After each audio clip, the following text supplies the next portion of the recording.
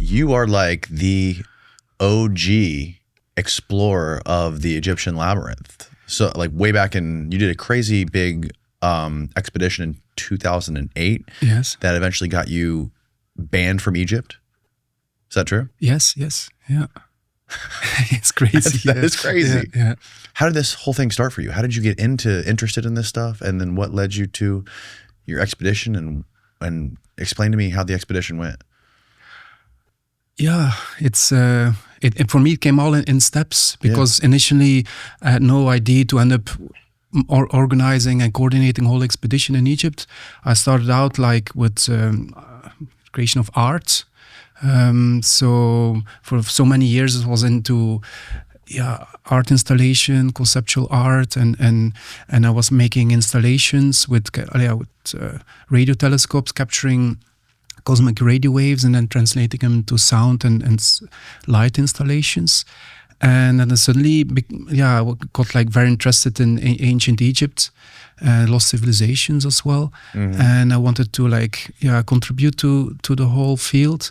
And then the whole aspect of ancient Egypt in relationship with lost civilization, especially the Labyrinth of Egypt being this giant hall of records, the library of the ancients, and got very fascinated about the whole thing. And then suddenly, through many contexts, I ended up in Egypt. Yeah. What sparked your interest in all this stuff? Initially, it was just from the imagination, like this not really like how Egypt exists today in the academic mind, but Egypt as this kind of heritage civilization of a way older cultures that survived the last ice age, and that got myself really fascinated by it. What got you interested in the labyrinth specifically? Because when it comes to Egypt, most people want to talk about the pyramids, right? The pyramids are the central focus, right?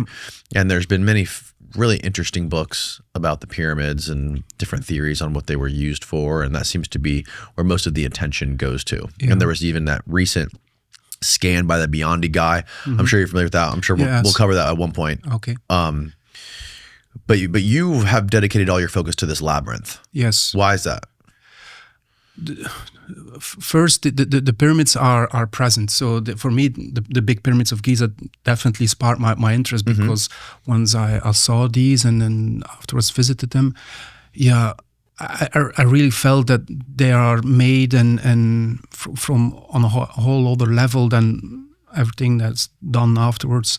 So I felt also, again, like intuitively as an artist, that the people who designed those buildings were operating from a whole other level of understanding. But inside, besides the mathematical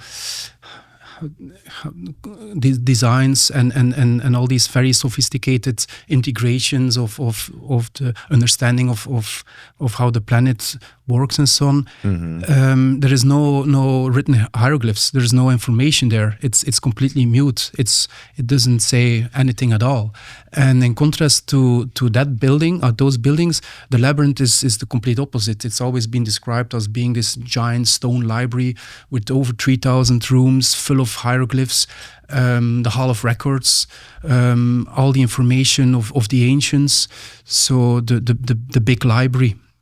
Some authors also refer to the Labyrinth of Egypt being the hard drive, and the library of Alexandria, the software, in the sense that the hard drive, where all the information is like really inscripted in the walls. Yeah.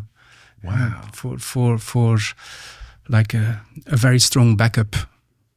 Yeah, and it's also fascinating how all these ancient Greek people were writing about it, and they were saying, I think it was Herodotus who said that it was like even more mind-boggling than the construction of the pyramids, the scale of this labyrinth. But none of those guys ever got inside of it. No, there's no one in recorded history that we know of that has ever explored underneath the surface, underneath that labyrinth, right? Is that true? Yes. Okay. Can you walk me through that first expedition you did in 2008? So I call it the Mataha Expedition. It was a cooperation between Ghent University and the National Research Institute for Astronomy and Geophysics in Egypt. And basically it was a geophysical survey. So we didn't do digging, we didn't do, physical exploration, but we brought the 7 or 8 different geophysical technologies like GPR and electroresistivity, GEM-TEM, geomagnetics on two big plots. One was like 100 by 180 meters and the other one very similar. So at the time, according to the National Research Institute, it was the biggest geophysical survey in Egypt ever been done on an archaeological site. So almost like 16 geophysicists were involved. Whoa! And you went through all of the hoops, politically, to get this approved by Egypt's government, right? Yes. And the antiquities, like Zahi Hawass and all those guys, all of they them were all cool with it. Yeah. Wow. But the thing is, Are you the first one to do something like that? Yes. Yeah. And at Hawara. And the last proper research was Flinders Petrie in 1888. And ever since the whole site was more or less like abandoned. There were some, little missions, but very shallow and not intended to discover or explore the existence of the labyrinth, because Flinders Petrie over 100 years ago settled it for most of the academia, saying he discovered this layer at 5 meters below ground, an enormous foundation plate, like 304 on 244 meters, which is like almost like 10 football fields big. All over this plate. One plate. It really matches as well what the ancient authors were saying over that the roof of the labyrinth was a giant plane of stone. And wow. And how deep?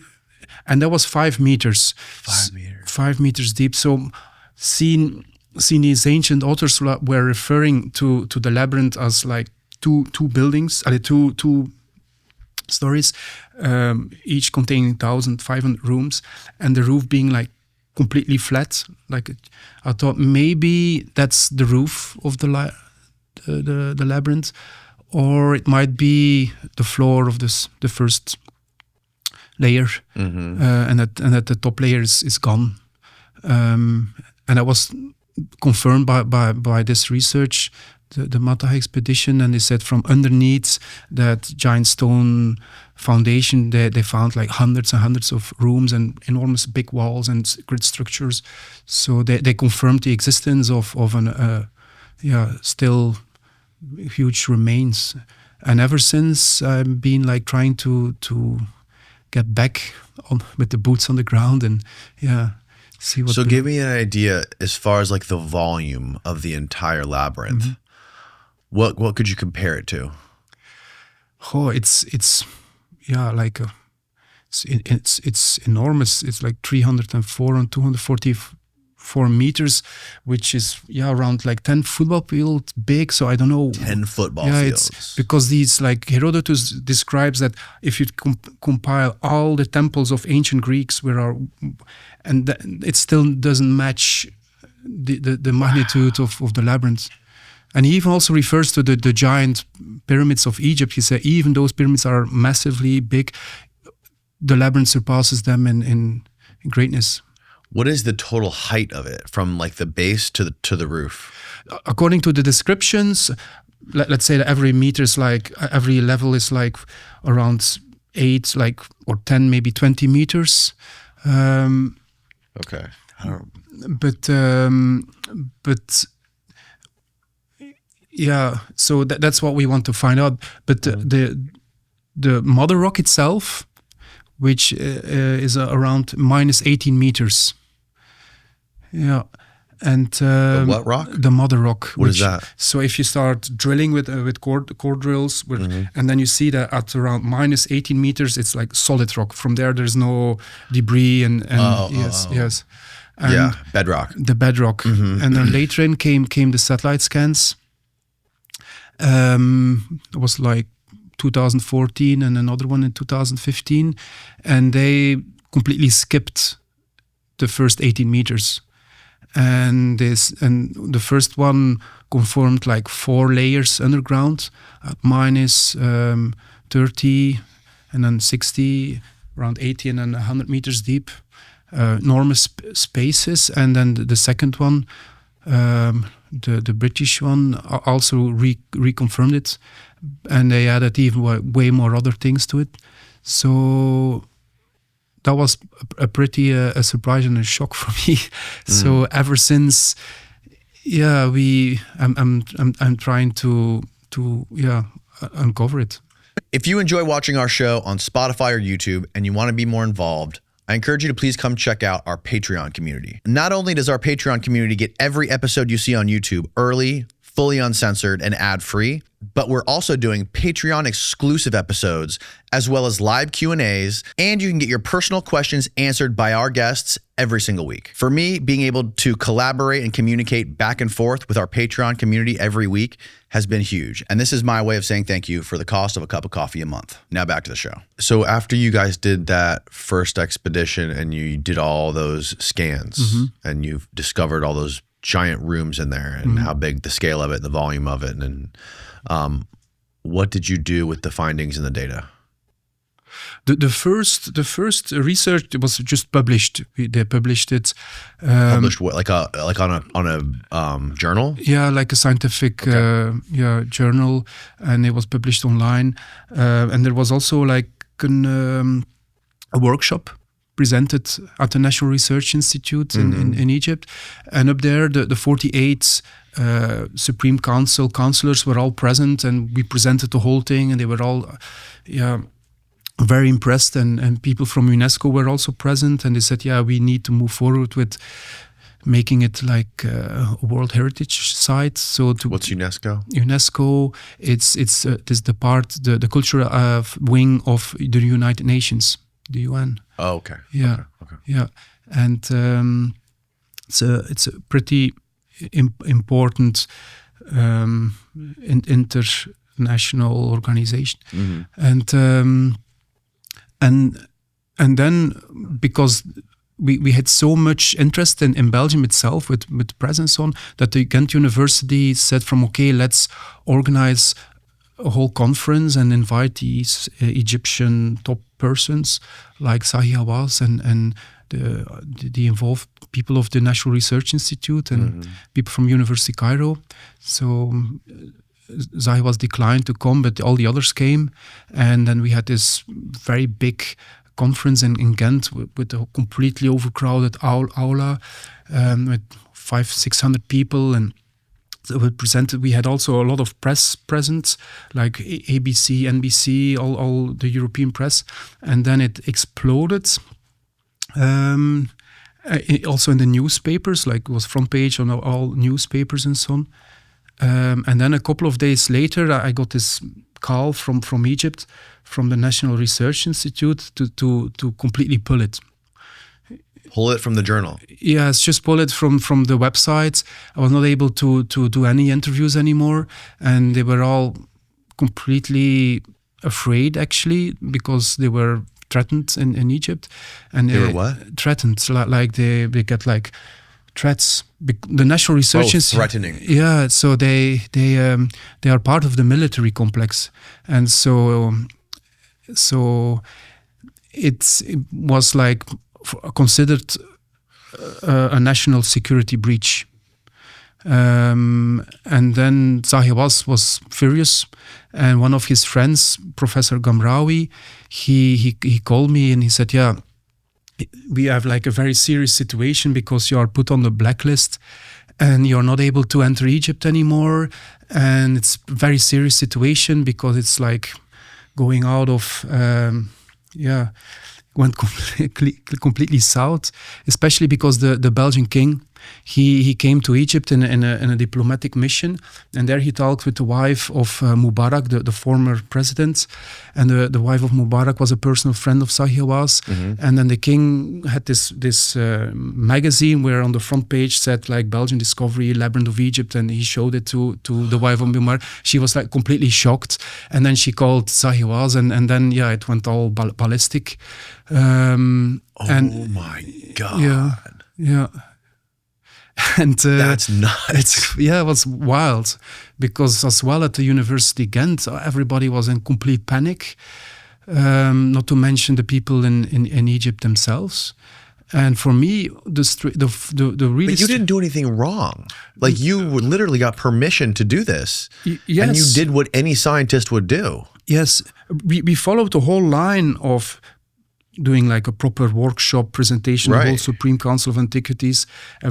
We organized the whole conference in Ghent University where all the scientists were involved and invited. And then it hit the newspapers, but where I think it really went, really became sensitive is that the labyrinth suddenly was connected to lost civilizations and giant halls of records and so on, and that it left the sphere of normal archaeology. Now, this was after Graham Hancock got banned or blackballed. Didn't Graham get banned from Egypt too at one point? Yeah, it was also all the same period. It was just around the same time. Yeah, there was this. But was your situation before or after Graham got blackballed? Do you know? I remember that I was invited on the tour where Graham Hancock and Sahiwas were going to, they did it together, and then there was this whole fight. So I don't know exactly when Graham was banned. Right, I don't remember either. But I'm talking that this was like 2008, so over 17 years ago. Right, before Facebook, Instagram. Yeah, I think YouTube was still alive, but it was like very primitive. Back then. This was like MySpace days, like way before there was this insane online presence of alternative historians that are like talking about this stuff all the time. Like they were actively trying to suppress it back then, which is so interesting. Graham Hancock was very French, so now he's on Netflix and so on, but at the time, and I was still in contact even with like people like John Anthony West and trying to communicate my ideas to him, and he was very interested. Graham Hancock, Robert Schoch. So I've been with these persons in contact for almost like 20 years now. Yeah. So why was this considered a national security threat? I don't get it. For many years I was like, thinking from why would that be like a national security threat? But I think it has like many levels. The first level is that you have an archaeological zone in the center of the Fayoum where around 10 million people living, and it's always about like protecting the area, and even back then they were standing with guns on site to trying to protect the local people from stealing antiquities. So that's really? There was armed militias surrounding the site. Yes, from the very beginning, armed militia. That's I think one of the bigger ones. The other one is the maintenance of the status quo, like academic. So you can do like say lots of spiritual things, but there are quite a lot of people who go to Egypt for spiritual reasons, and they meditate but they're more or less harmless. But as soon as you come in and start to physically do things, that's a whole other ball game.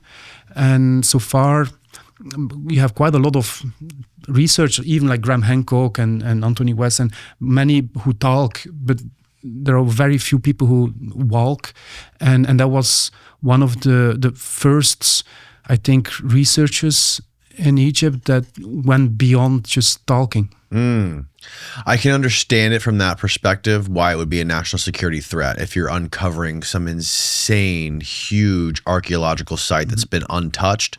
It could incentivize cartels to go there and try to, figure out how to excavate it, maybe drop a bomb on it, and try to open it up. I can understand it from that perspective. Yeah. And it's also surrounded by quite a lot of intrigue and mystery, even conspiracies, because it's for over 100 years, nobody was not only allowed to do anything, but it was also very difficult to do something, because in 1820 there was a canal dug over the whole site, which set the whole part surrounding the pyramid itself underwater. So since over 100 years, it's impossible to get down because the whole pyramid is submerged. So can you explain, is there an image that we can look at this whole area, like where it is? It's Hawara, right? Hawara, yes. And there's one pyramid there. There's one pyramid.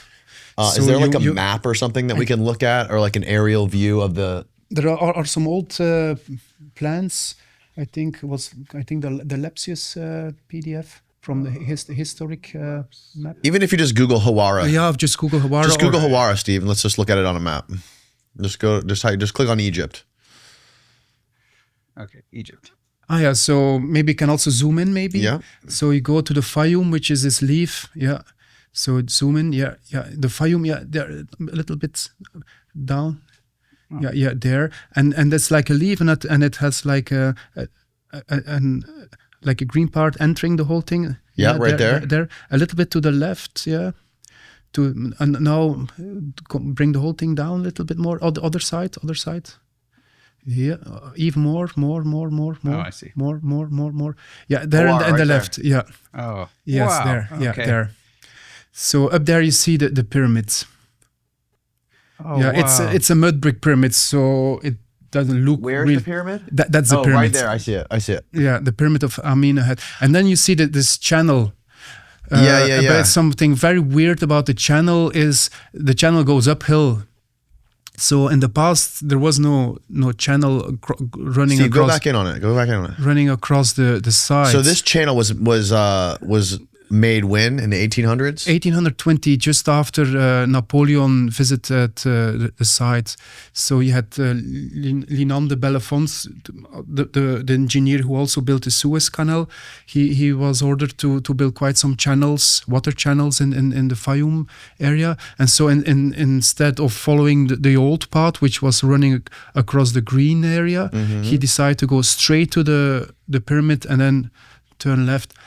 And in some ways, it's considered as well like an archaeological mission because it's a massive undertaking completely across the whole site. And ever since, the site is dealing with groundwater, especially the pyramids, which is very important because all these ancient authors describe that the pyramid was underground, connected to the Labyrinth area. And ever since, even Flinders Petrie in 1888, over 60 years later, was not able to go down into the deeper levels of the... So was Napoleon trying to excavate this thing or something? Or what was Napoleon doing? The Labyrinth of Egypt's been known throughout history as one of the most important archaeological sites of the whole world. And all of these people like Napoleon, they wanted to find out what the labyrinth was and if it's still there. Flinders Petrie, the father of archaeology, his first mission in Egypt was to find the Labyrinth of Egypt. All the other persons like Lepsius, Belzoni, all these archaeological legends were all trying to find the labyrinth, but none of them went that deep. And it's very confusing as well because the site was for over like 2,000 years a necropolis. So on top, everybody wanted to be buried. Sometimes it was a village. Sometimes it was built on top. On top, yeah. All the way to a couple of centuries ago, there was activity there. So it's really confusing. The Why would they build a freaking river right through the middle of it? Exactly, and I think it was done intentionally. Intentionally in the sense that it, definitely was for water, but that they did it for archaeological, I would say, exploration, but as well to put the whole site underwater. So when they did that, It flooded the whole labyrinth? The thing is that it flooded the entrance of the labyrinth, being the pyramid itself. I see what you're saying. And because when Flinders Petrie first went down there, yes, like he did this crazy, very dangerous exploration of that thing, right? Where he and a bunch of guys went down into it in the pitch black for days, and they were sleeping in there because, right? They were in there for a long time when they were exploring it, trying to find out where it went, and eventually they hit water and they couldn't go any farther. Is that right? Yes. There's this blind passage, and he was like going deeper and deeper, trying to find out. Even at the time, he was like all the way till his chest in very salty water, which was corrosive, like biting into his skin and so on. It was trying to go as deep as possible, but the strange thing afterwards is that he wrote that from such scanty remains he cannot make any proper conclusion. But ever since his research, all of academia said, okay, Flinders Petrie settled the whole thing. There's no labyrinth. There's no labyrinth. There's no labyrinth. That's the consensus. Yes. The academic consensus is there's no labyrinth. No labyrinth. And how? And how do you even just ignore? Like, so they're saying that the scans that you made, they're ignoring them completely. Yeah, that's basically what they do. They say from those scans they don't prove anything. So the only thing to prove it is physical excavation. And with this thing of extraordinary claim needs extraordinary proof, but of course. Yeah, it needs like an extraordinary investigation as well now. And that's what they have like been blocking for 17 years. But the strange thing is that last year I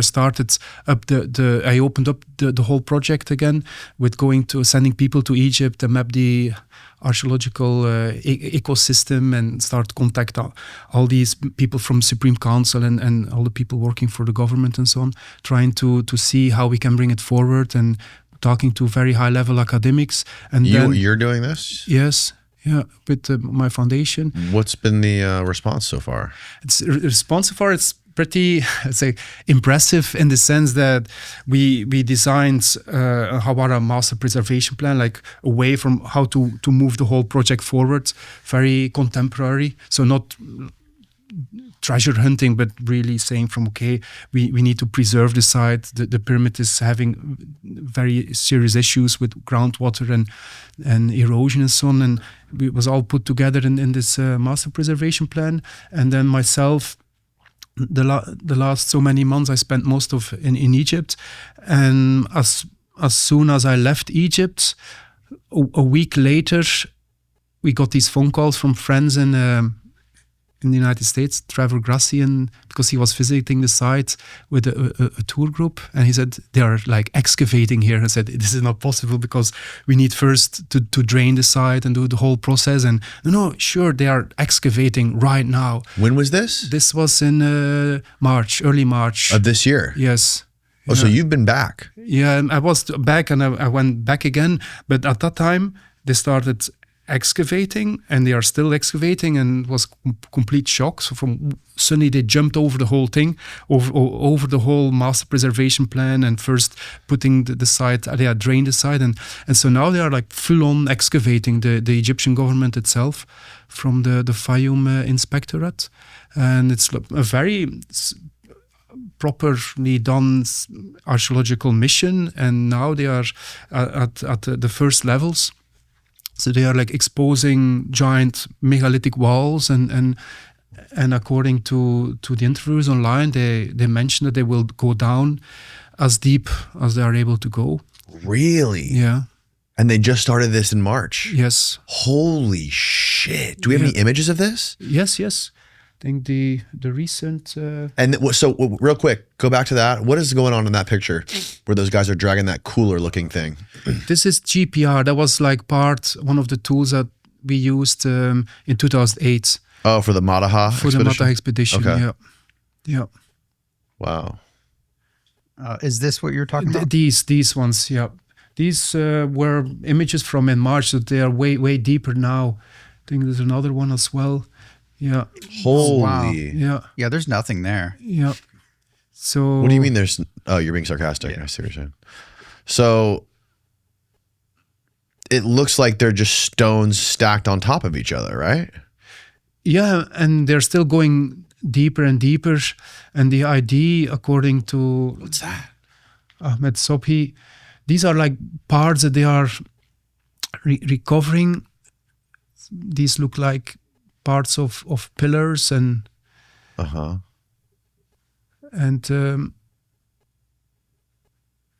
it's completely done by the Egyptians themselves. So this would be, in your view, what are we looking at? What do you think we're looking at here in the context of the whole labyrinth? Like what would you imagine that this is?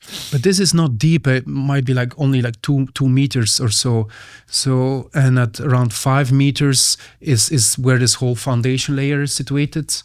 And according to the geophysical research, Mataha Expedition by National Research Institute, it starts become really interesting at -5, and then it come 5 meters under the ground. Yes, underneath this foundation layer.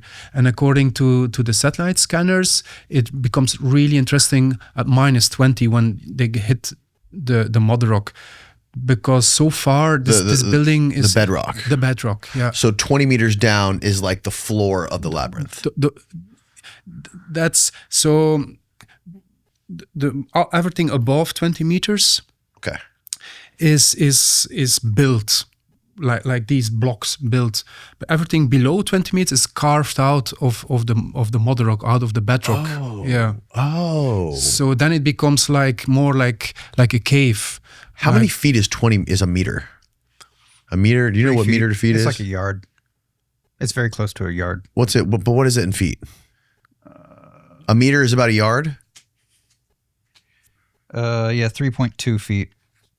So it's 3. So 1 meter is 3 feet. Yeah. So 20 meters is about 60 feet. It's pretty deep. Yeah.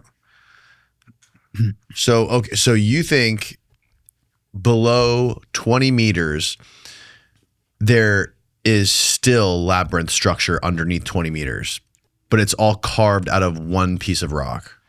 Yeah, the bedrock, natural bedrock. Natural bedrock. And above 20 meters, that's when they start to use stones to add to it. Yes. I understand.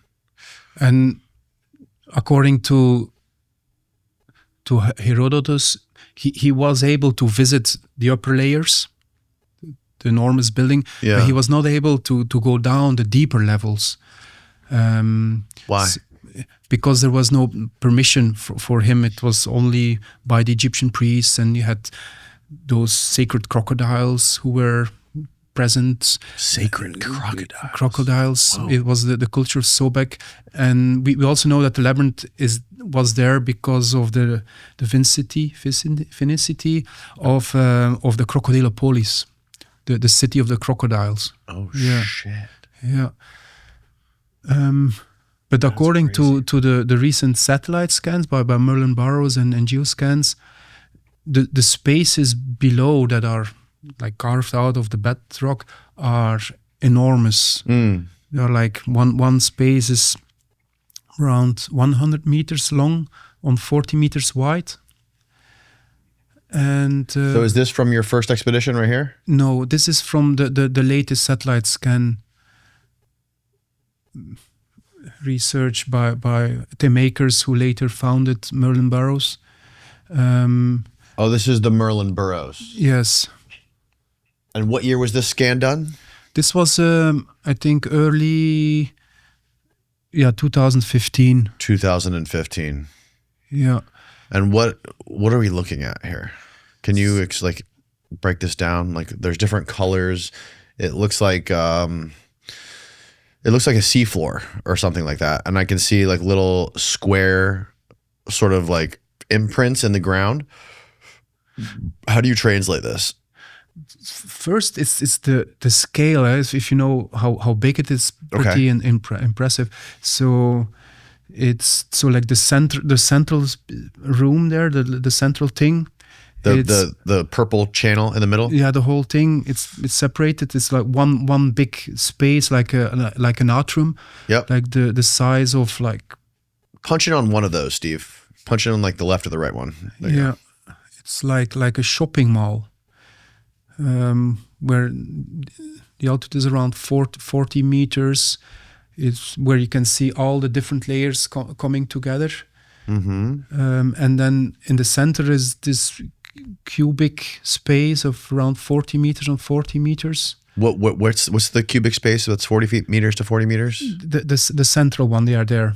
This is the long one, and that's the Oh yeah, you can see there's a square right the here. square. Okay. Another square right here, and then another one right there. Yeah. Okay, and you're saying there's then this center area is like the size of a shopping mall. Yes, we also all the colors they indicate different layers.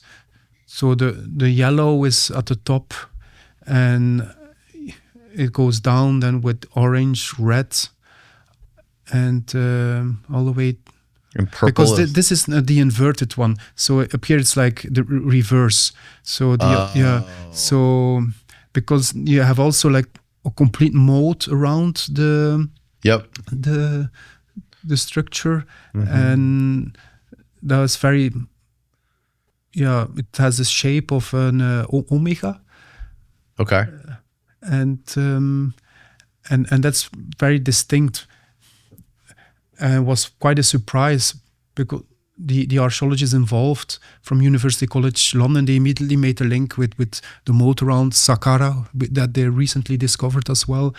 There are also quite a lot of references, like a lot of like pins, like very sharp, pointy.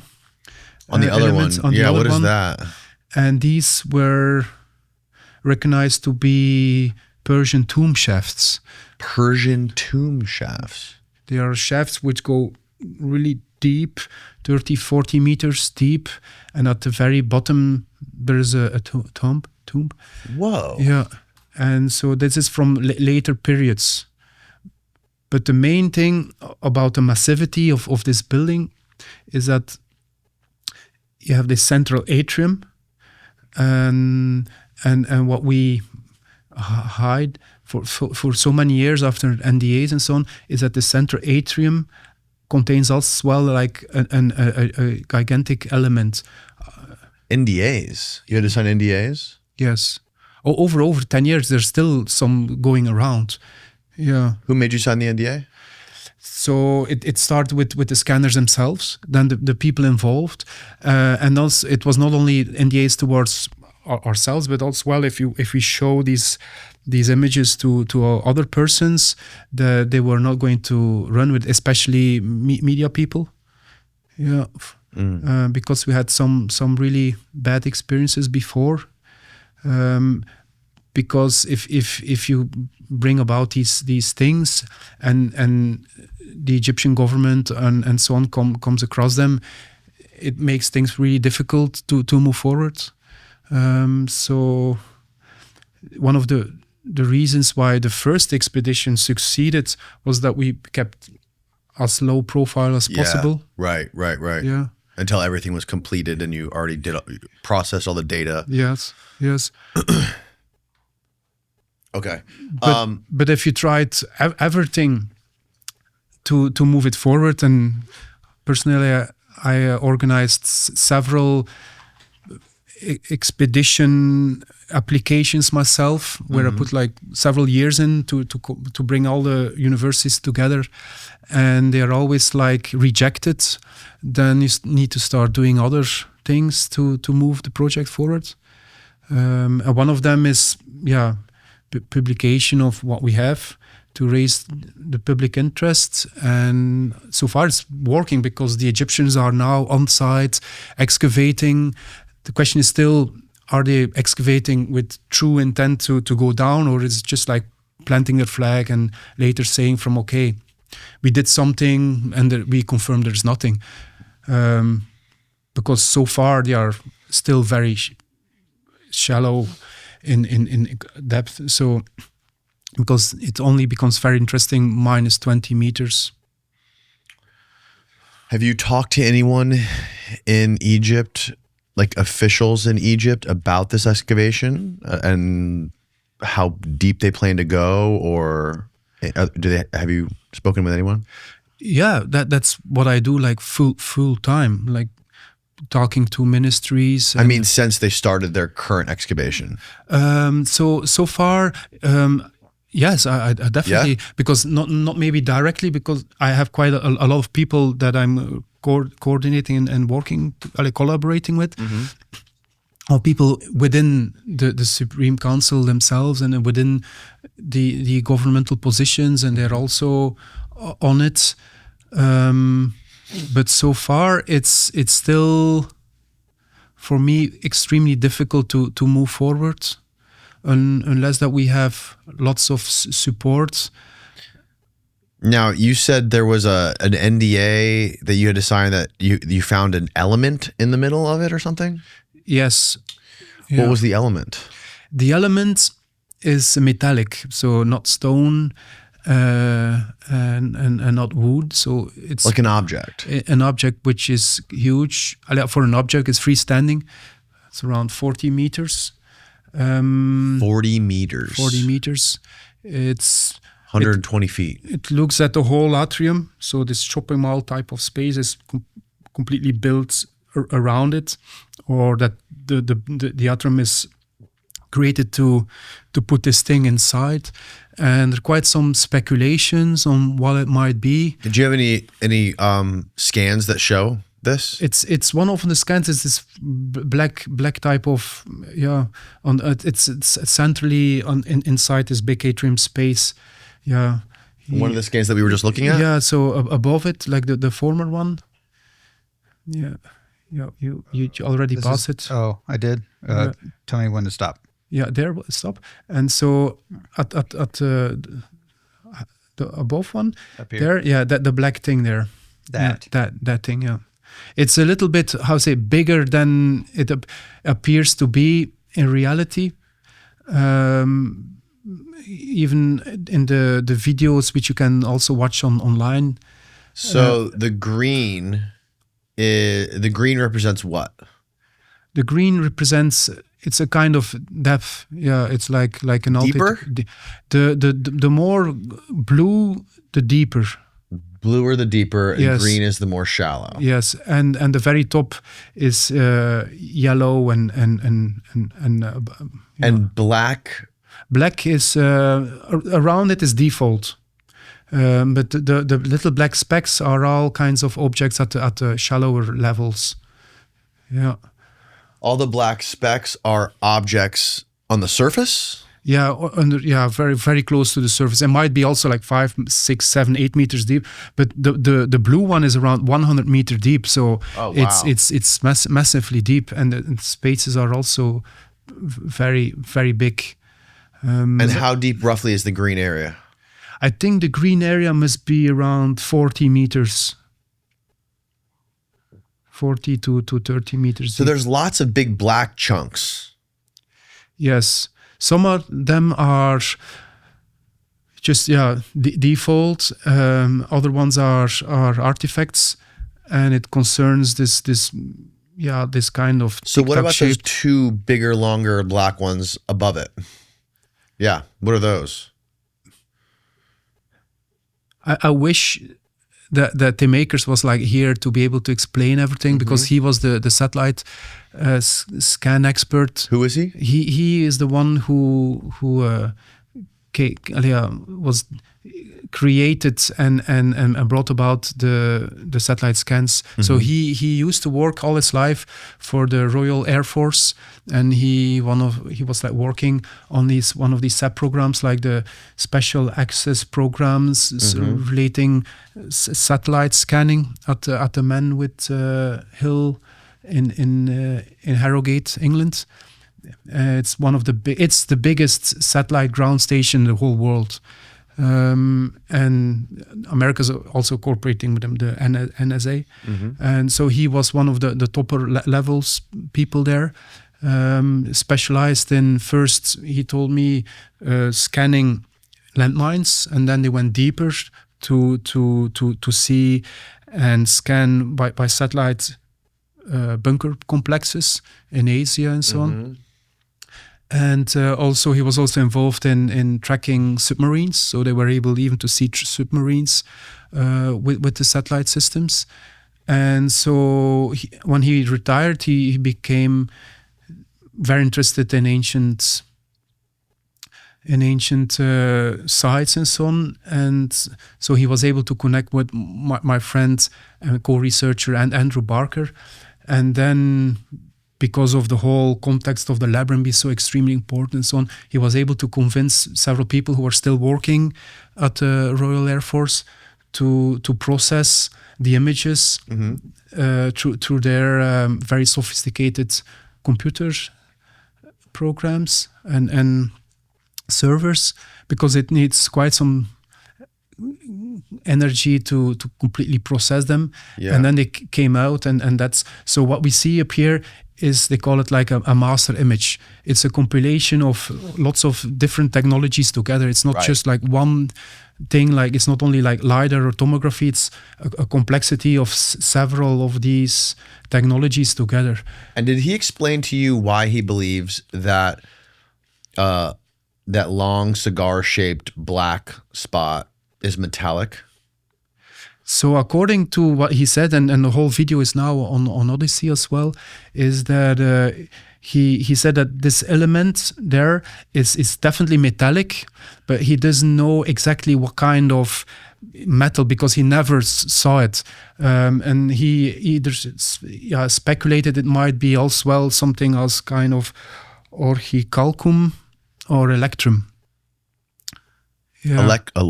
Electrum. So electrum is this ancient Egyptian metal, which is a combination of gold and silver.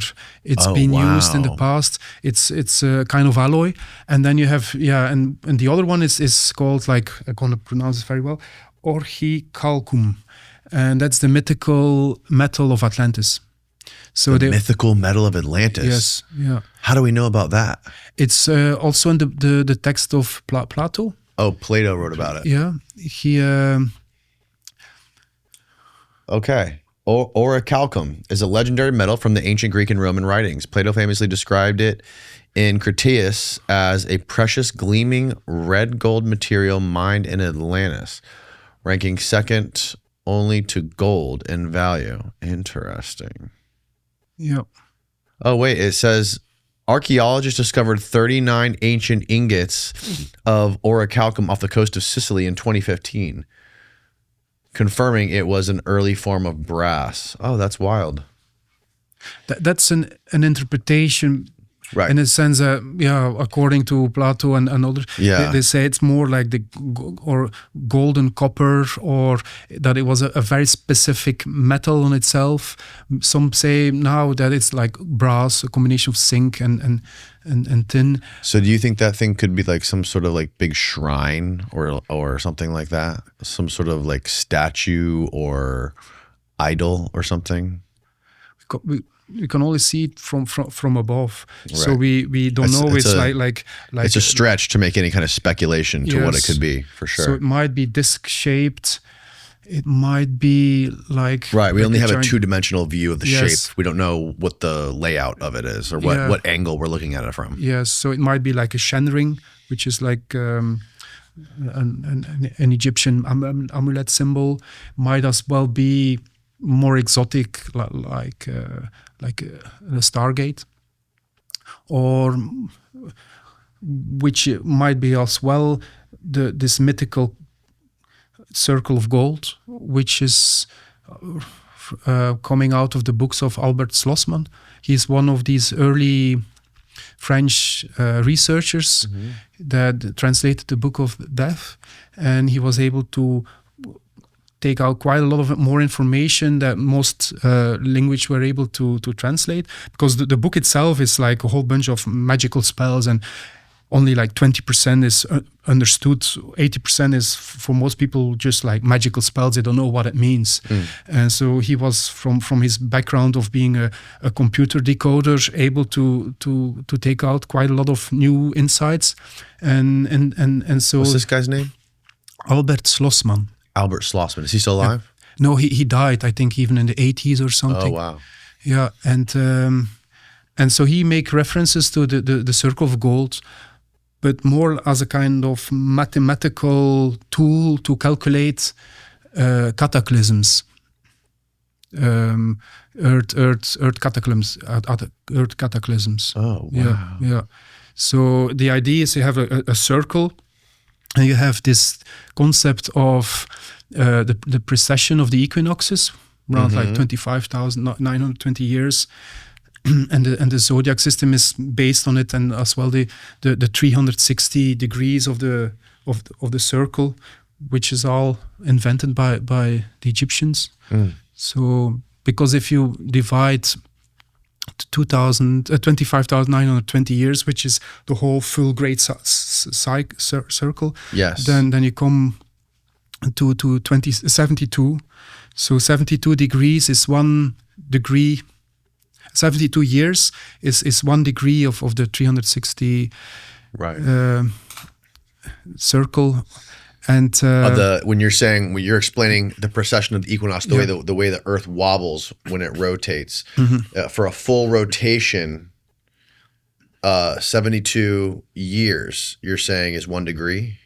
Yes. Okay. Yeah.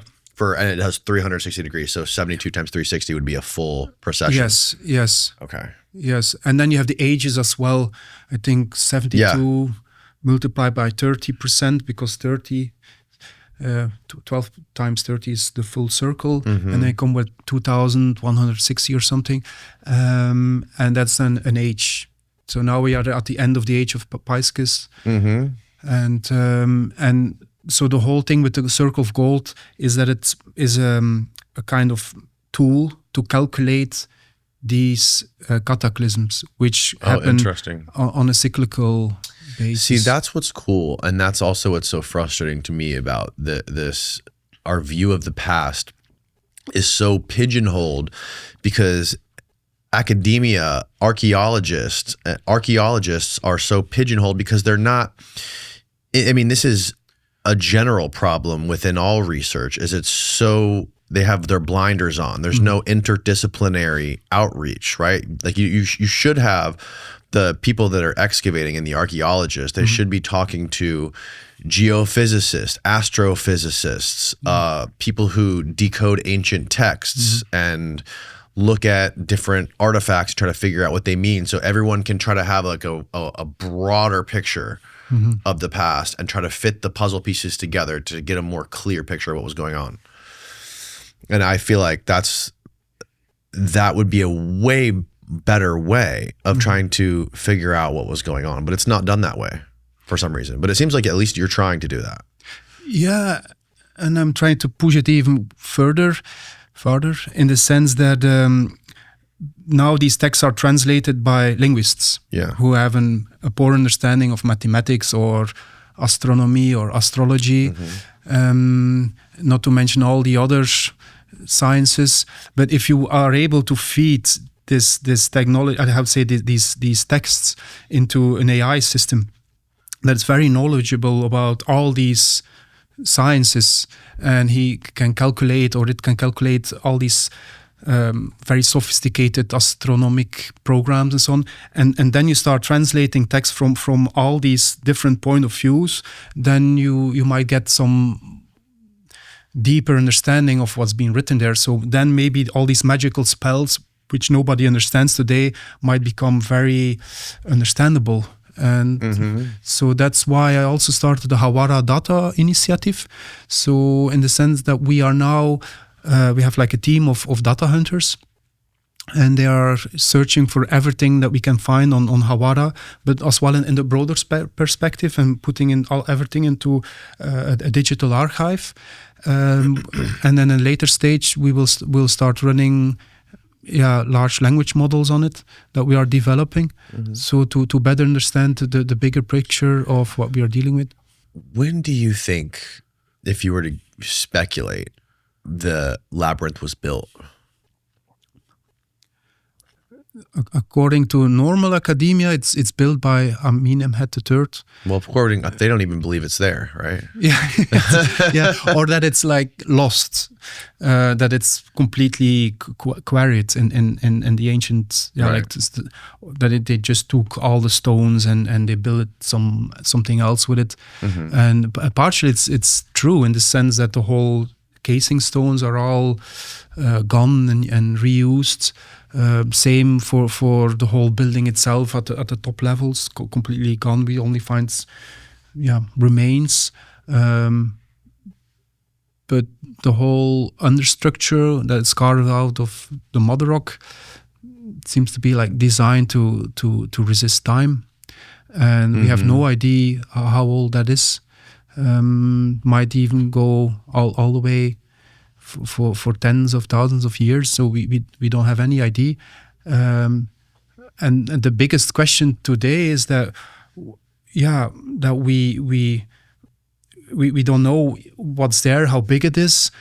The only thing that we want to do is just go inside and just start to have a look for ourselves what's there, and that's the biggest challenge that we are facing. So all those rooms inside, all those big spaces that are inside the labyrinth, are they all filled? Are they all full of debris and dirt and everything like that? Or are they, some of them, still empty and open with air? According to the satellite, they are completely free of sand, and especially as well free of water, because many people think that because there is like shallow water at the top that the whole building is submerged. But the water doesn't go deeper than the bedrock itself, so it's only goes like more or less like all the way to -8 meters. There is humidity. So far, the biggest concentration of underground water is surrounding the pyramid itself, and the pyramid is as well working as a wick in the sense that it's like sucking up the water. And that's why the level of the water inside the pyramid is higher than the surrounding water levels. Right. Now, wouldn't there be a way to, I mean, I don't know how the whole process of excavation works. I'm sure it's very meticulous and they have to follow protocols and stuff like this. But couldn't you like essentially just build some sort of like an elevator shaft down into it, or like dig a hole in one spot and just see like where it goes instead of doing it all, like the whole entire landscape of it at once?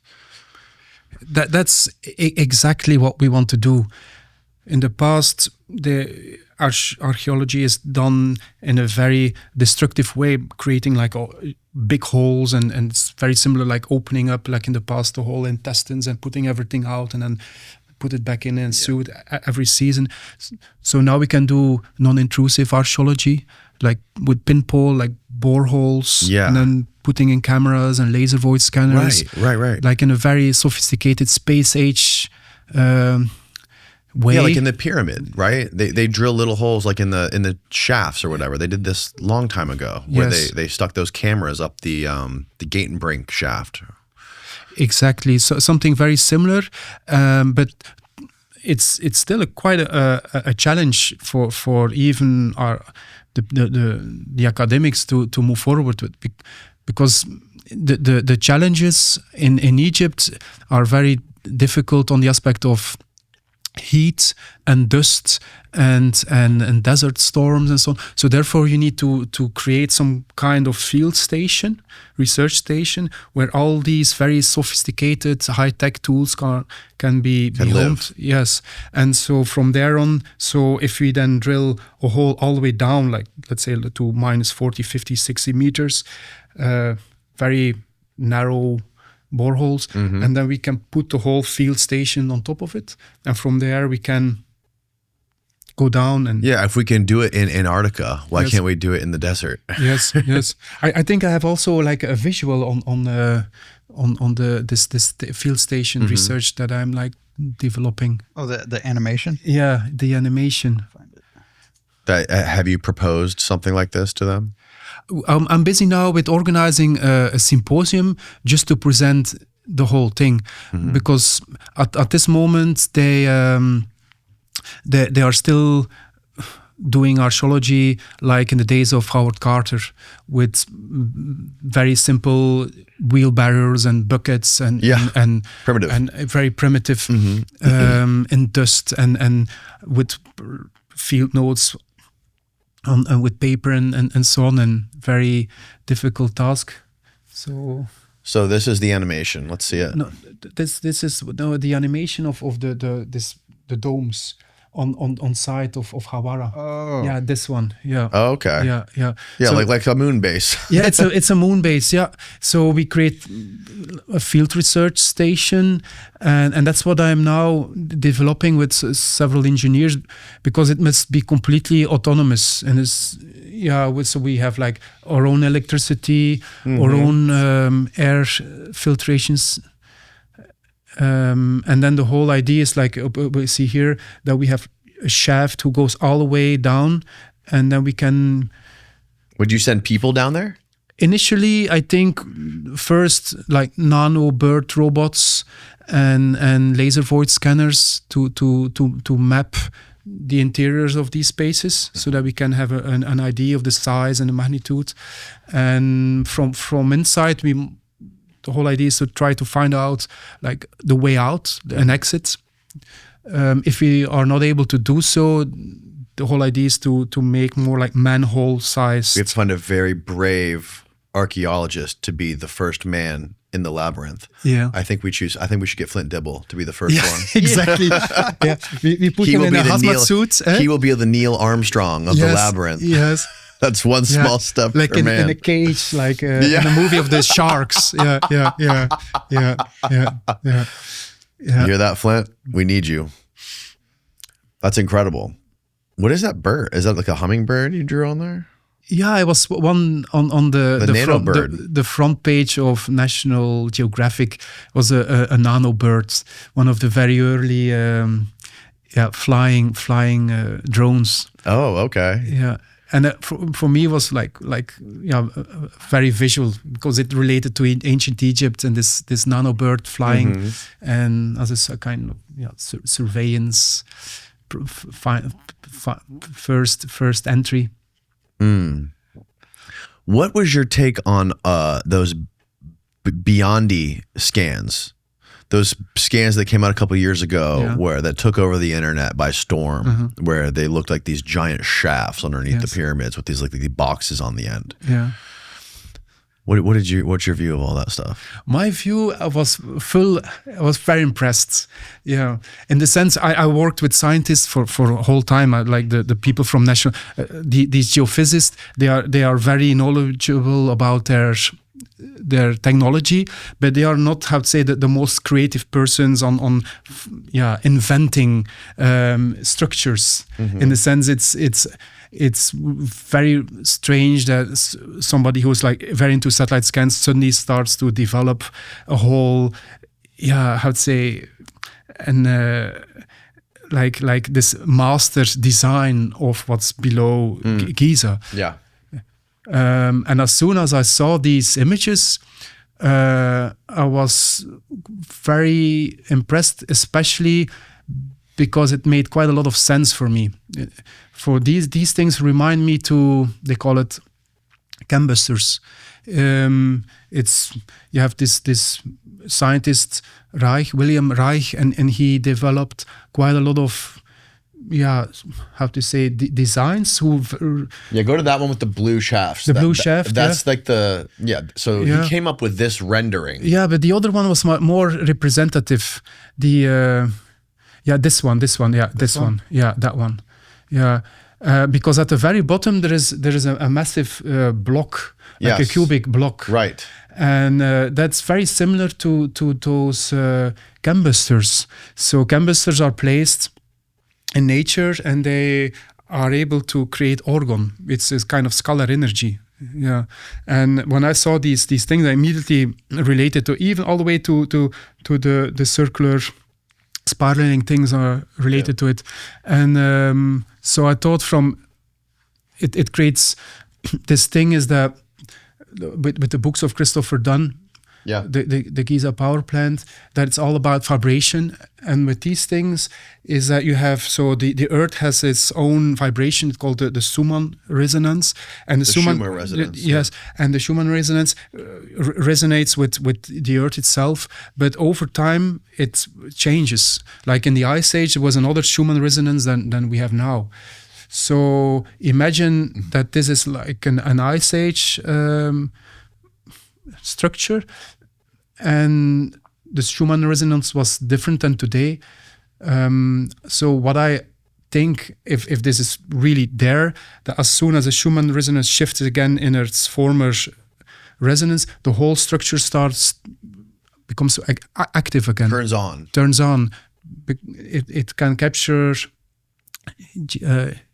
geomagnetic and geophysical microvibrations, and then the whole thing becomes a scalar generator which is concentrated in the top, and it reinforces the geomagnetosphere, which protects us against cosmic radiation. And that's what we are having issues with these days. The geomagnetosphere is losing a lot of strength, and that's why we have like way more cosmic radiation coming in. And according to all this research, is the input of geomagnetic radiation, of cosmic radiation. Cosmic rays. Yeah, cosmic rays creates clouds, but as well more earthquakes. And it cools the Earth. Cosmic rays make it cooler. Make it cooler. More clouds. Yes. And it creates climate change, but not in the way that we are being told, in the sense that cars and cows create climate change. It's like a giant cosmic cyclical thing, and we are at the end of the interglacial. Sun is changing states. Our geomagnetic poles are also on the move. We have big holes opening up in our magnetosphere, like the South Atlantic anomaly. Right.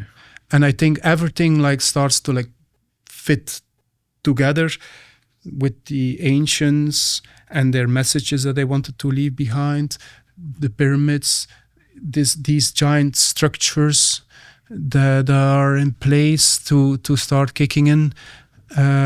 So I think we are like watching remnants of a very sophisticated human past. I think so too. Yeah. You're familiar with Land of Chem? Yes. Jeffrey Drum? Yes. Yeah, he was explaining to me that he was breaking down on the show like the Biondi scans, and he was showing us like the raw data that they came up with their synthetic aperture radar stuff.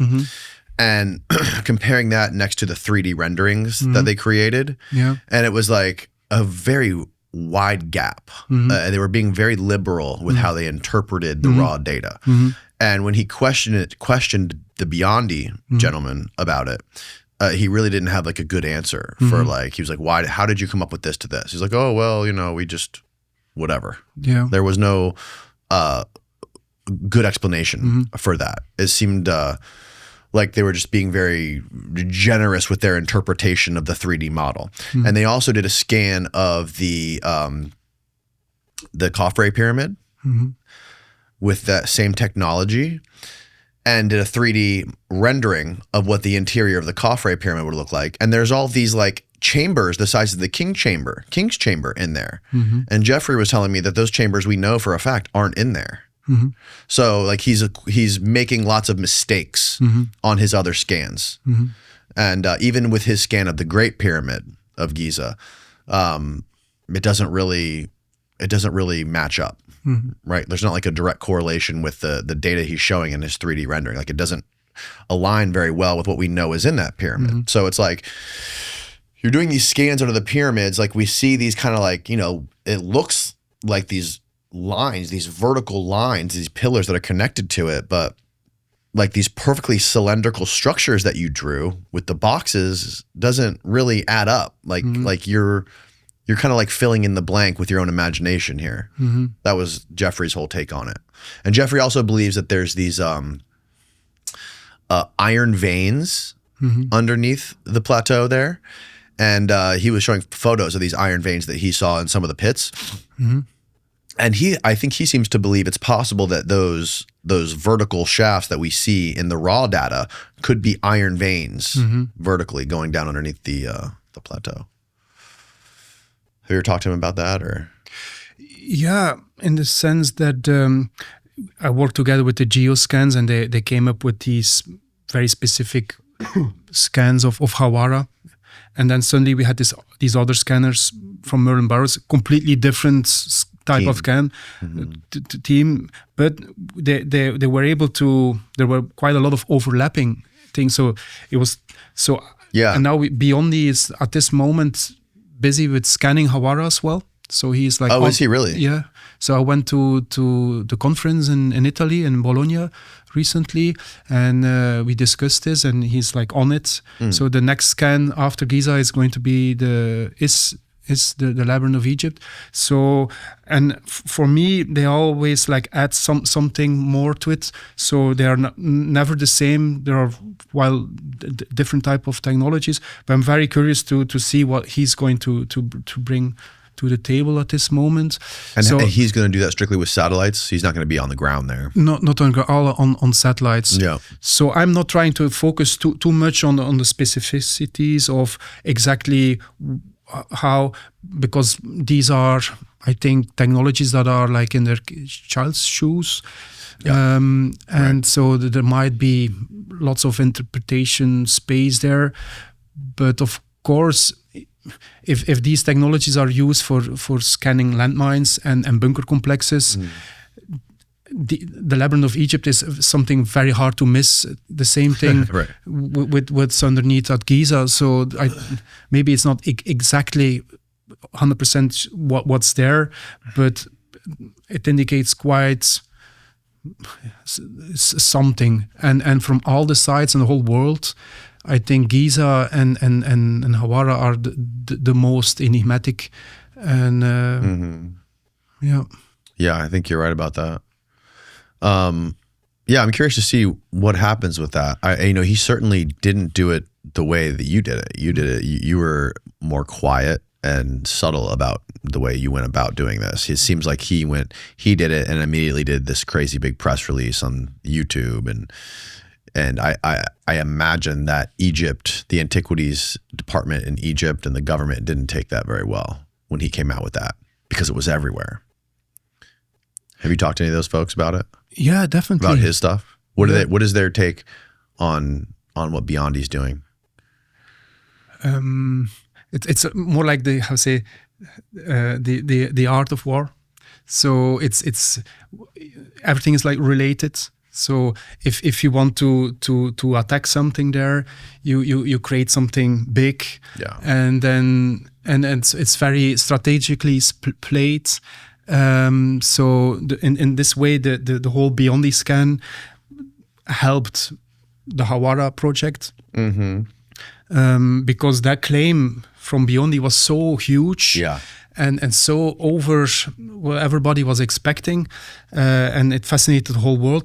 But suddenly the scans that we were sitting on for so many years, literally over a decade, what was way too big to present, because we are saying there is like a giant space in there of 100 meters on 40, but suddenly this thing that we were unable to communicate for so many years became, how to say, less impressive, and although it's extremely impressive. So in some way, the whole Labyrinth project was able to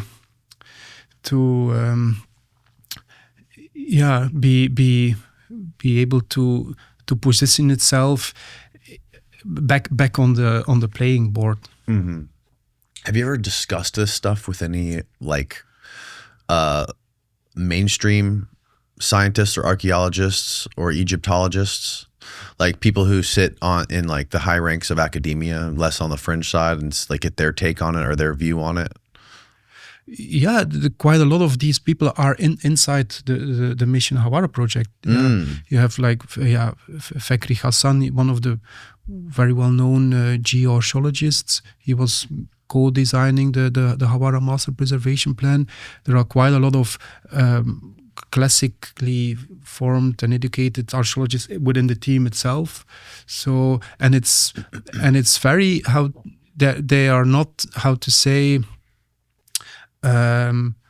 opposing the idea that there's a giant building there, because in the whole area of the Fayum there's an enormous spiritual center that's still missing. The whole Crocodilopolis center. For so many thousands of years there must be something huge. We have like the Serapeum, which is very close by. It's huge underground. We have lots of things. The Serapeum is pretty close to there. Yes. Okay. Yeah, it's very close. And there we have Hawara, which is described by so many authors as being completely underground. Yeah. And so far, no research. So, yeah. God, it's such a mystery. Like, how old could that have been? Right? Obviously, it's before any recorded history, before the Hellenistic period. If, Herodotus and Strabo were dumbfounded by what this was and just astonished by what this could have possibly been and writing about this, and they didn't know, it had to have been way before them, right? Because it was still way underground to what like the surface level geologically was when they were around, in whatever, 300 BC, 400 BC. So it's like, I mean, it's only up to the imagination we can only imagine how old this could be. So there's nothing on Earth that we know of, right, that is any kind of structure, man-made, that is that deep underground. Is that right? As described by the ancient authors, yeah. Right. Like Herodotus was 500 BC, and then we have several others later, like Diodorus Siculus, and he even wrote the Daedalus, the father of Icarus, who built the Labyrinth of Crete. First he visited the Labyrinth of Egypt, and then he got inspired, and then later he built the Labyrinth of Crete. And Diodorus Siculus wrote 2,000 years ago that at that time, when he was alive, the Labyrinth of Crete was already completely destroyed, but the Labyrinth of Egypt was still there in its full magnitude. So how was he able to see the labyrinth if it was so far underground? That's how Diodorus Siculus described it 2,000 years. I think at that time the building itself was still standing. So on top? On top. Ah. Yeah. And so he modeled off the building that was on top, not off of what was down in the bedrock. Exactly, yeah. Because they still had no way of telling that was down there. It's same. There was always some kind of conspiracy surrounding it, like mystery from what's there below. Visitors were not able to visit it or explore it, all the way to today. There were some reports of Jesuit priests that explored the labyrinth. It's featured in this book of Albert Schlossmann as well, where he describes as well 4 layers below ground. So it's it demands, it asks for exploration and investigation. And it's still so weird and crazy that we are 2026. Yeah. And we are sitting... We're 18 years ago is when you first started studying this stuff and going there and doing that first scan. 18 years ago. 18 years That's ago. That's crazy. And with steps and that we are still, that humanity still doesn't know what's down there, like only like some 20 meters, possibly one of the biggest human information libraries that are in existence on the planet. If we build that shaft, if you get permission to build that moon base and drill down underneath, do you know where you would drill first? Like what specific area? In a perfect world, if you could choose any location you wanted, where would you do the first hole? I would go straight into the atrium, straight into the atrium. Where that big object is? Yeah. Seen it's like a no miss zone. The other one would be the circular space. There's also like a cupola, the shape more or less of the Pantheon. It's like almost like 40 meters in diameter. It's a massive dome as well. That would be the second. Yeah. God.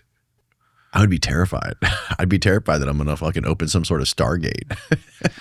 Well or like unlock, like wake up that UFO down there. It tries to like fly away, or like, I don't know, it wakes up. Who knows? Yeah, man, it's all such a mystery. And there's also, I think I heard recently that there's a new project trying to explore this hidden void inside the Great Pyramid above the Grand Gallery, yes. I believe, right? Yes. There's a big like jumbo jet size void that people have been trying to get into for a long time. It's the Giza Scan Pyramids project. Matt Beal is also involved, of one of the sponsors, and it's a very Zahi Hawass project. So he's involved in that project as well? Yeah, I think there was this discussion on Piers Morgan recently, where Zahi was questioned by a lot of these alt media YouTubers, and they were like asking, from when are you going to go inside? And you're like saying for the last 7 years that you are going to go inside. And then he promised that definitely before June he was going to go inside. That chamber, or that void? Yeah, so now we are at the end of August, so yeah, it's not yet. So I don't know. What do you think the pyramids were? I don't think they were tombs. Yeah, I don't think any rational person would think that. And it doesn't make sense. It doesn't make sense. They never found any kind of mummies inside, and I think you have the idea that there were very sophisticated, like Chris Dunn's books, like power plants.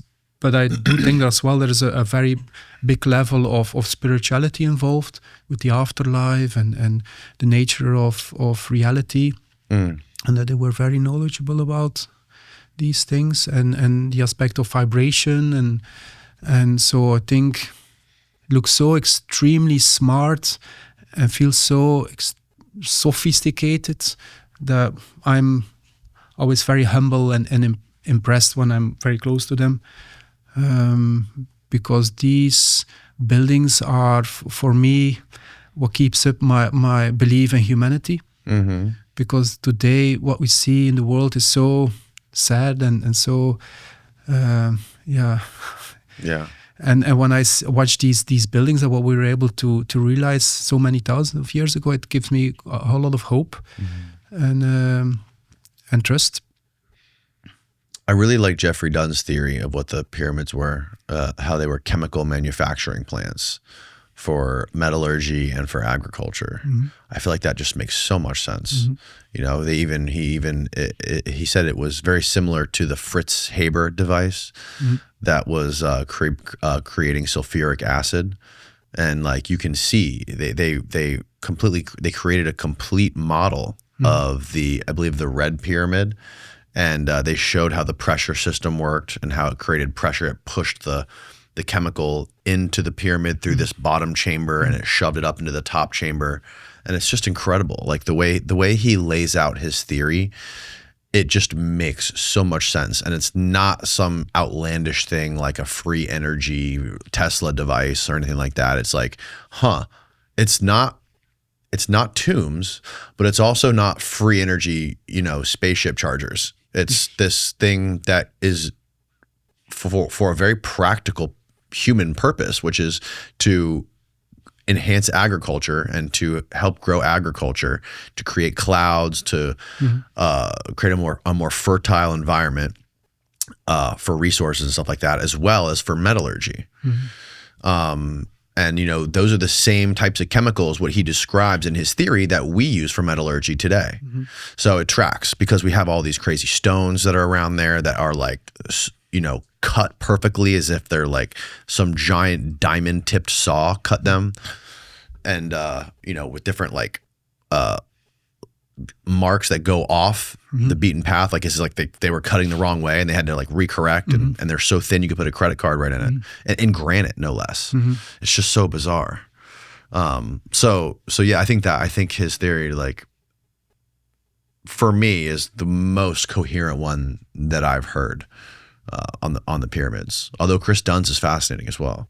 But you might maybe bring them together in the sense that if that they are like explanatory, like the pyramids themselves, the proportions are related to the circumference of the earth and the relationship. Yeah, that's fascinating. Of the earth to the moon, and they are placed on the 30th, I think, longitude or latitude point. So yes. Imagine that the ancients were knowledgeable about the creation of these fertilizers, and then they say we will use the designs of this thing and we incorporate it in the design of the building, not therefore using them so as much as a fertilizer plant themselves, but saying these are the blueprints of how you can do it. So it shows how extremely intelligent they were by incorporating the designs, but not therefore specifically using it as the same thing with these pots.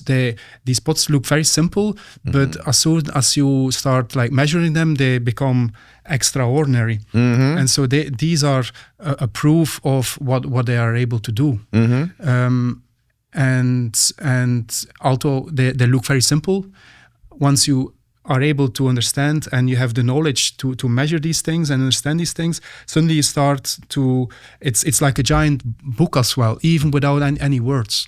So same thing with these pots, and maybe the interior of these pyramids are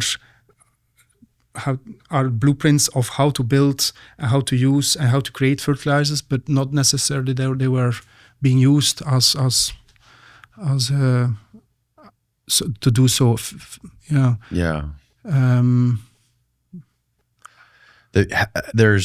you seen the latest on these vases? There was a new study done by a gentleman who we had on the show where he got access to a huge collection of private collection of these vases that were purchased, as well as a huge collection of vases in like the Petrie Museum and other museums that hold these things. And what he found was all of the vases that were perfectly symmetrical, like the most accurate designs, were in the private collections. Yes. And all the ones that were in the museums were not even close to being perfect. And they didn't even have these little lugs on them either. So what his conclusion was is that it's more likely that the very perfect ones with these little lug handles were modern. They were made with like CNC machines and stuff like that. But they did find some of the, because it's very strange that they found like tombs and mummies with holding these very sharp, perfect ones together with other ones who are looking very badly done, even like painted, trying to look like the original ones. So it might be that if you as well related to the early days of archaeology, like Flinders Petrie, the University College London, he was working for private people, so his expeditions were paid. Exactly. And so the best spots, because there's as a layman, you can see the difference between a perfectly shaped one and a bad copy. Right. So I think that in the early days, the people who were sending people like Flinders Petrie out, they were in for the good stuff. Yeah. And not these bad copies. That's true. And they could have probably taken the perfect ones, the ones that they thought were somebody. This lady named Heather Lynn was explaining this to us, how like the earliest archaeology was basically all these aristocrats and rich people that were just looking for artifacts to enrich themselves. Yes. Even to this very day, the most beautiful pieces are in private collections. I've seen private collections which are stunning. And of course, we have very nice statues, the really bigger ones in museums, but the smallest ones, certainly like these pots, and there are not so many either, the perfect ones. There are a lot of and you just, a lot of imperfections too. But and even so, if they even tried to copy them today, because then the claim would be that if the ones in the private collections are contemporary ones, that there must be at least already 200 years old. And how were they able, even 200 years ago, to make such a perfect vessels? Well, the problem is you can't figure out when they were made, right? Because it's granite. Yes. There's no way to carbon date how if they were made yesterday or if they were made 5,000 years ago. Yeah. Right? So, and then the other thing was that this guy told me was that all of the perfect ones, none of them were with Aswan granite. So that's also very curious to me. Why wouldn't they be using Aswan granite? All the imperfect vases that were like very crude. Some of those in the museums were made of Aswan, but in the private collections, the very perfect ones, why aren't any of those made with Aswan granite? That was his claim. I don't know. I guess Aswan granite has a very specific look to it. It's like pink almost. Pink, but there are also ones made of diorite and even very shiny dots on it, which looks very metallic. And they also say that you cannot really turn them, but they need to be like carved because of the nature of but on the other hand, we have this kind of wheel type of instrument which is in the museum in Cairo. Like a lathe? Yeah, like a circular one, very sophisticated, super thin, like a machining type of part as well. Yeah. Right. Yeah, there's still so many mysteries, right? I used to think that this one was like one of the craziest things, but like, even in India, there's this just insane architecture in India. Like that one site that's carved. Oh, this is the wheel you're talking about? This one, yeah. That's also made out of stone. Eh? Wow. So what? this brings everything even up to a way higher level of That's so crazy. Yeah. And do we have a what did the academics say this was dated to? Do you know? No. See if you can Sabu disc. Just try to Google the Sabu disc. Okay. It'll tell you. Sabu disc, ancient Egyptian artifact from the first dynasty, so 3,000 to 2,800 BC. That was made out of stone. That's incredible. Crazy. Wow. Yeah. Imagine getting all the way done with this and you like chip the cylinder and now it's Well, look, they carved a number into it.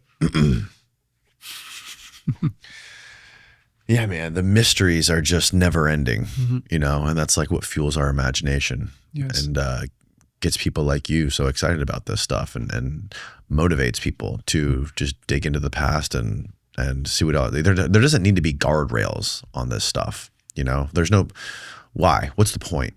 We should be encouraging people to be more creative and come up with more theories and be more open with this stuff and not try to, with the way the internet has sort of turned this into this, binary sort of like war with people you have two camps, people who are curious and interested in alternative theories and people who just want to stay in the academic lane and cast doubt and shame on everyone else who wants to just come up with other stuff and explore and open their mind to it. It's upsetting that that's what it's come to. With the current stage of where we're at with social media and all of that crap. But also what is it? The Serapeum. The Serapeum is another thing that's very interesting because you have these giant boxes that are inside this labyrinth. It's sort of like a labyrinth they're in, and these boxes are like perfectly square, made out of granite, right? I believe, right? I think it's diorite. Diorite. Black stone. Giant black diorite. The most hardest stone that exists, yeah. And there's like ice cream scoops that are taken out of it in some spots. And I think Chris Dunn found out that the interior of these diorite boxes are so perfect and reflective. It's like astonishing how perfect they are. And the outsides are kind of crude, right? There's scoops and stuff out of the outside. It's almost like, his theory is you don't, being an engineer, which what he is, he goes, precision, there's no point in having precision unless there's function, right? Like you only have to have things precise if there's an actual function to it, right? Because you're trying to achieve a certain goal or a certain outcome. So his theory is like, the only explanation that he could think of coming from an engineering background is this precision inside these things had some sort of a function, some sort of like maybe a resonance function or something like that. And then on top of all of that, these boxes how would they even lift them and move them into this labyrinth system that they're in, you know? They are, look how big, enormous, and I think there are like over 22 or more of them. Have you been in there? Yes, yeah. It's extremely impressive to see them, and they found them all empty as well. Mm-hmm. And the explanation is that they were like coffins or something for bulls, for sacred bulls. That's what they say. But none of them contained any kind of bull, so they were all empty. No evidence of any kind of remains of anything. Well, I mean, like a later civilization could have came and used them as coffins, maybe. Yeah, and who wants to be buried? It's such a giant thing. Right. Yes, and coming back to the idea that the perfection goes together with functionality. I think today as well, with the age of AI, it's way easier to make perfect things. So I think it might also be related to the way how they were able to make those things. So maybe the tools that they were using enabled them to make them so perfect in some kind of way. There's this theory about the structures in Central and South America. Some of those big megalithic structures with those like marshmallow looking stones that are perfectly fit together, that there was this red acid that they were able to find in South America that they believe, even some like very high level archaeologists believe that they could have used this acid to put on the surface of the stones before they stacked them to help meld them together more tightly and make them like earthquake proof and stuff like that. And that would kind of explain the way that those stones seem to lock together in this strange way. I was just looking at this the other day. I saw this documentary on YouTube about this stuff. And I find that fascinating because you see a lot of the same type of stuff in Egypt, like especially the Osirion or whatever, where there's all these giant stones that are interlocking. Oh, that's not. Never mind. Making it very earthquake proof as well. Right. It's not anything you would see today. Like these giant stones that are really hard to cut and lift, like all like cut so strangely at weird angles, but they all seem to fit perfectly. And maybe there could have been some sort of chemical thing that they were using, like not only to fit the stones together, but to create those scoop marks or those scoops out. And also that big the stone of the pregnant woman or whatever, that big giant unfinished obelisk. You also see those scoops that are out of the bottom of that. Yeah, like that kind of stuff. Yep. Maybe they were using some sort of like stone softening. Yeah. And that seems to be like the most logical thing that I can wrap my mind around to what they were doing. Yeah, like they stuck the machine right here and somebody left it unattended and went. Yeah, right. They forgot to unplug it. Yeah.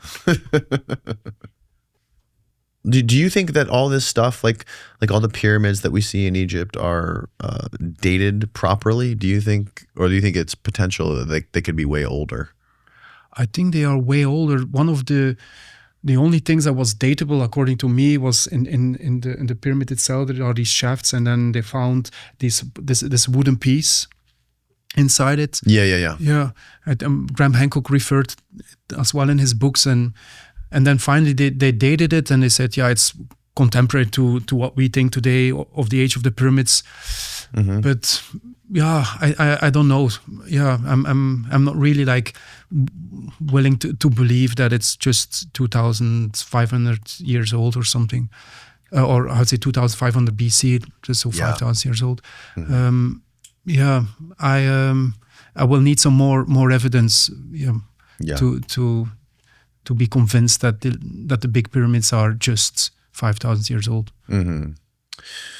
Yeah, it is. It is. Going back to what Jeffrey Drum came up with his theory about the chemical manufacturing and stuff like that for fertilizer and agriculture.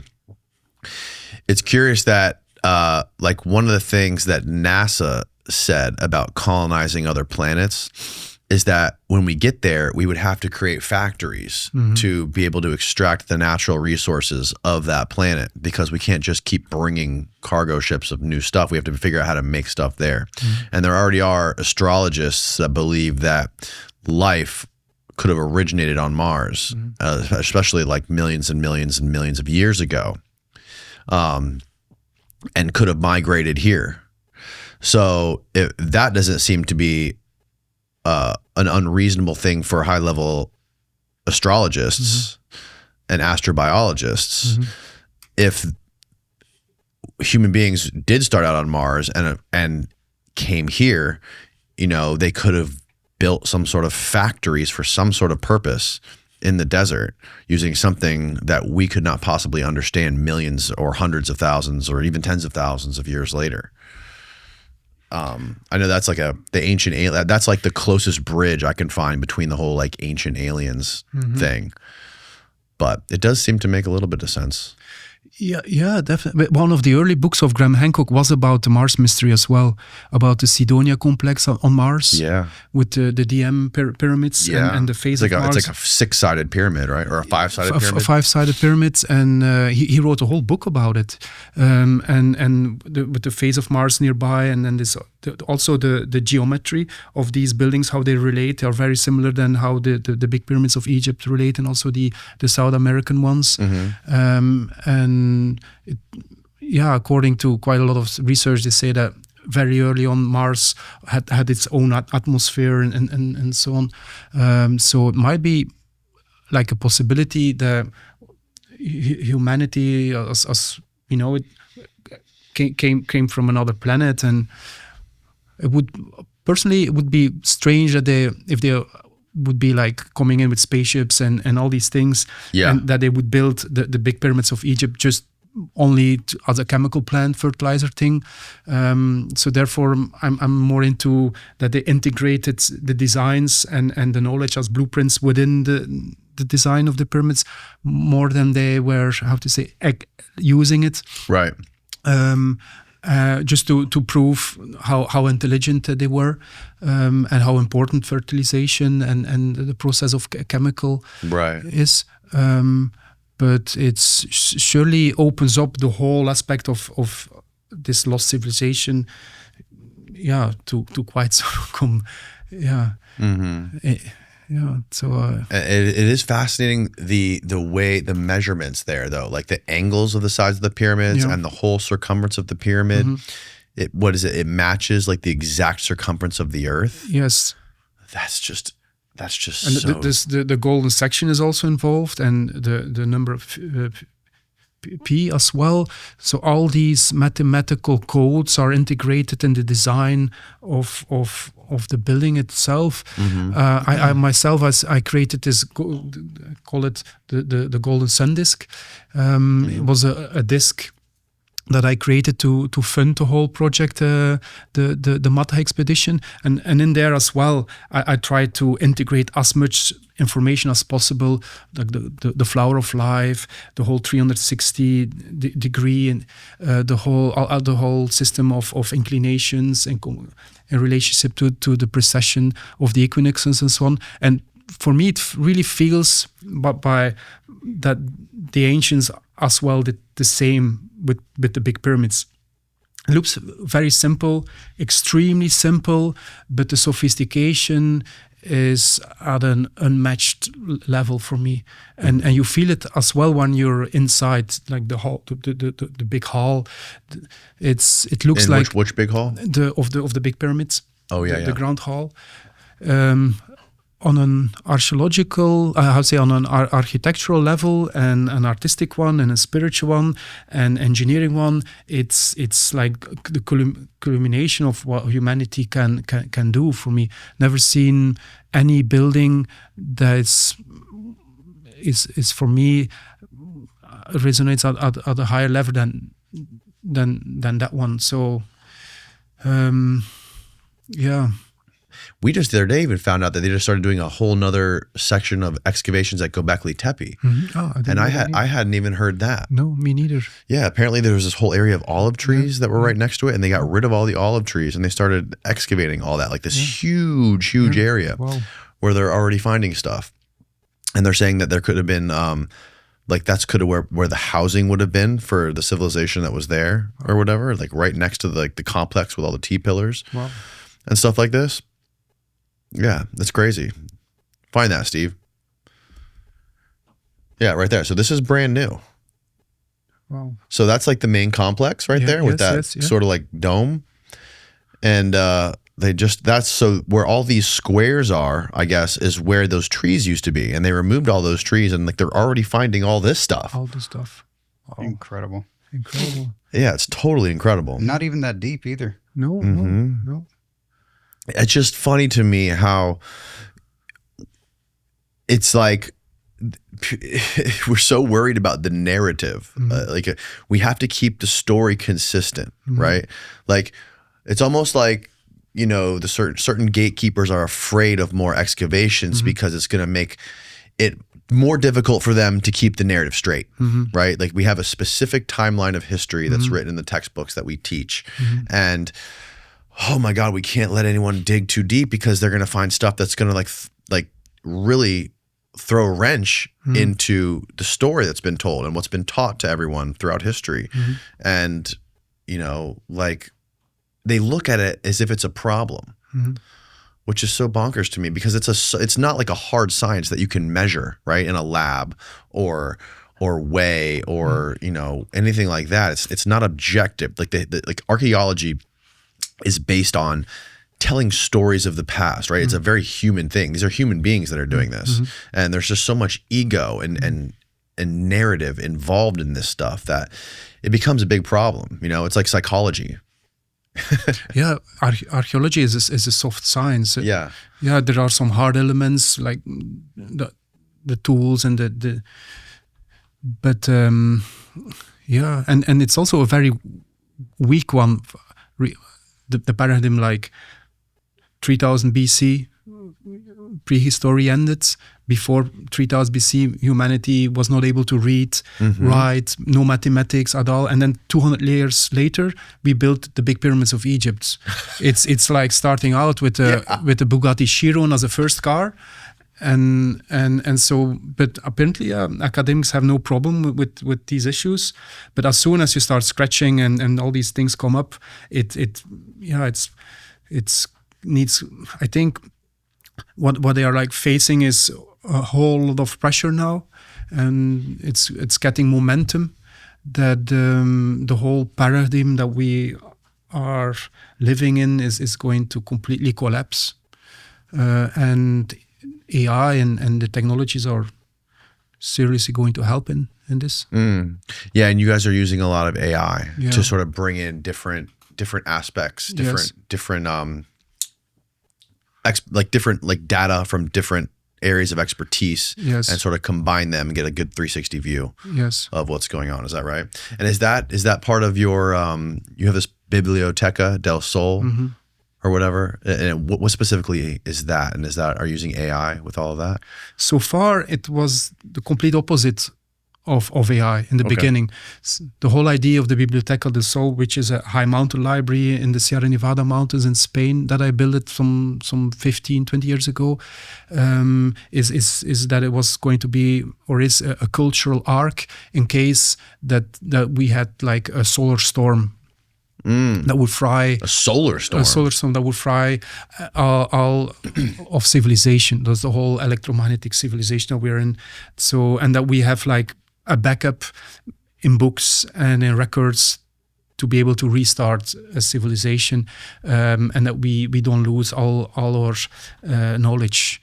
And so that's the origin of the Biblioteca del Sol that I built in the mountains of Spain. It's also surrounded by a whole, it's embedded in a very self-sufficient zone. Quite a lot of people living there are off-grid, and they are able to survive if in case there would be Really?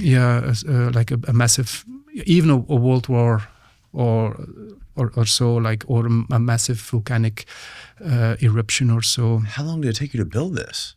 It took quite some years to prepare, especially because it's at the altitude of 2,000 meters above sea level. It's one of the most remotest farms in Spain. So Do you have any photos of it? Yeah, if you go online, you will find Biblioteca del Sol. Biblioteca del Sol. Yeah, it's in Spain. And so you have books in there. We have over 10,000 books, but also seeds, like agricultural seeds as well. Oh, wow. And it's just the tip of the iceberg, because the library itself is an underground facility. Locally, the people say the bunkers, because it's so high. It's a doomsday bunker. Yeah, so the inside, the interior, that one. Yeah. Oh, wow. It's very basic. It's a Looks basic like you do structure. some seances in there. Yeah, some people go there to meditate. These are. Yeah, we had some issues as well with squatters. So, did you really? Yeah, but that wasn't in the farm. Find some itself. photos of it, Steve. Yeah, so I think if you go lower, maybe construction photos. Yeah, even more. Yeah, deeper.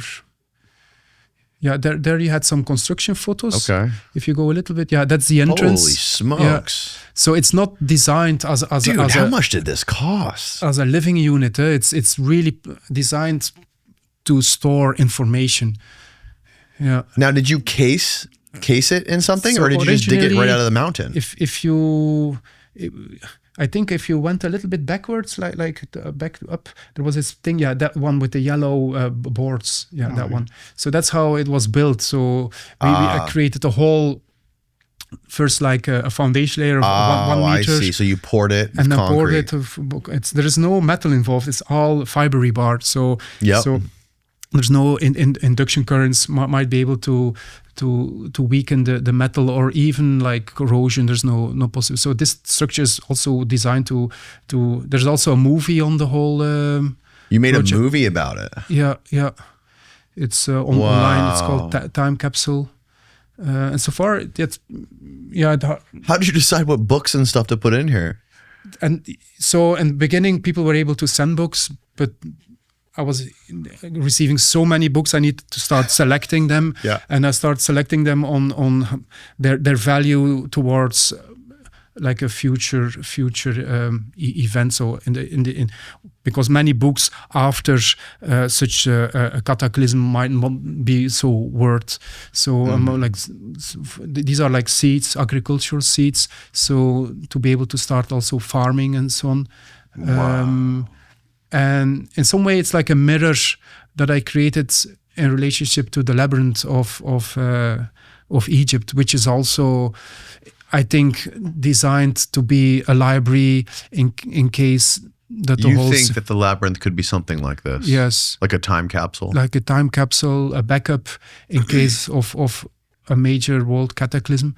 Because these solar flares, they happen all the time. Really?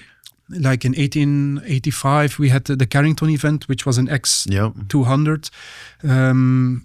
If the Carrington event would happen today, the whole civilization would be down, completely fried. But the Carrington event was very small compared to the Miyake event, was 400 years ago, and the Miyake event was 10 times stronger than the Carrington. So we had like an X2000. So an X2000 would not even leave anything alive on the aspect of computers or something. Because initially, if you have a solar storm, it's like a big electromagnetic tsunami who comes in. And it's more the bigger transformers who are dealing and capturing all the energy, like the long lines and these giant transformers, they fry. But if it's a way bigger one, then it fries as well fine electronics. It's very similar to like an EMP, an electromagnetic pulse. Yeah. And in case of a world war, when they start like sending intercontinental missiles, the only way to stop those is using EMPs to like whack them out of course. Mm-hmm. And so and and it's very extreme thoughts. But of course, somebody needs to do the job of saving and preserving the most important aspects of humanity, and that's what I try to do there in the mountains of Spain. Yeah, that's fast. The solar activity thing is really interesting. We recently had this guy from Denmark, Henrik Svensmark. You familiar with him? Yeah, sure. He's fascinating. So his work inspired this CERN cloud project where they are using, they're confirming his hypothesis that cosmic rays create clouds. And he showed data that he believes that the cosmic rays are equally responsible for the change in climate as human beings are. He thinks, because there's a whole chart from the IPCC on what contributes to climate change or whatever. Yes. And it shows the list of all the things that contribute to it. Yeah. And at the very bottom, it shows anthropologic, which is like human contribution, and it's like the biggest one. And he was showing that the cosmic rays are a little bit less, but very close to being equal to the exact amount of change in the temperature as human. But the thing with the cosmic radiation or the cosmic rays is that they create the clouds, so it cools the Earth more. And his hypothesis, or what I guess the data says, is that when our solar system is going through a spiral arm of the Milky Way galaxy is when there's a lot more solar activity, and that inhibits it. The solar activity pushes away the cosmic rays and pushes away the clouds and makes it a lot more hot. And when we're going in between those spiral arms of the galaxy is like a big desert. So there's not much solar activity, lots more cosmic rays, a lot more cooling. And when you look at like the historical data of the climate and the ice caps on the Earth, it's insane. And so this is what he shows. It shows the temperature change over time combined with the cosmic rays, and it's almost a perfect correlation. Yeah, it's amazing. The only thing is that the timelines are so extremely big, like in millions of years. Yeah. Because what I like about his research is that he proved that cosmic radiation is affecting cloud formation, which is really direct, like in days. Yes. But these things are like millions of years, but you have quite a lot of cycles in between, like the grand solar minima and the grand solar maxima. Like the grand solar minima are solar cycles. They are very well known by climate historians, and every 200 years we have a solar minima. So the last solar minima started around 1787, 2 years before the French Revolution. So when a grand solar minima hits, immediately the climate starts to change and it affects food production. So 2 years later we had the French Revolution. 200 years before, so the 200 years ago, that one was called the Dalton minimum. 200 years before, it's the Maunder minimum, it's the Little Ice Age. 200 years before that, we had Spurter, and then we had Wolf minimum. And so they are all having names. So the one that we entered now, because we entered a new grand solar minimum, it's called the Eddy minimum. And so these are very well known by climate and certainly solar physicists. And these are on a cycle of 200 years, but every 400 years they are bigger. So like a Maunder minimum, we had almost over 100 years no sunspots. And then we have also the bigger ones, like every 800 years, every 2,000 years. And they've relate even all the way to ancient Egypt, because the whole effect is that in those cycles, the sun changes state. Right. And then the Earth is bombarded with more cosmic radiation. And so this cosmic radiation enters, and that creates that the polar vortexes are going out of whack, in the sense they become like deeper and less stable. So we have way more droughts in the summer, and as well cooler times in winter. It also changes and disturbs crop production again. There is also way more volcanic activity, like at the early days of the one of these solar minima, we had this always related to extra volcanic activity like the Tambora and the Krakatau. And the last century, so from 1920 all the way to 2000, we were dealing with the grand solar maxima. So we had a very active solar activity, very comparable to the medieval warm period, where we had a warm period in the Middle Ages where the Vikings were able to live in Greenland.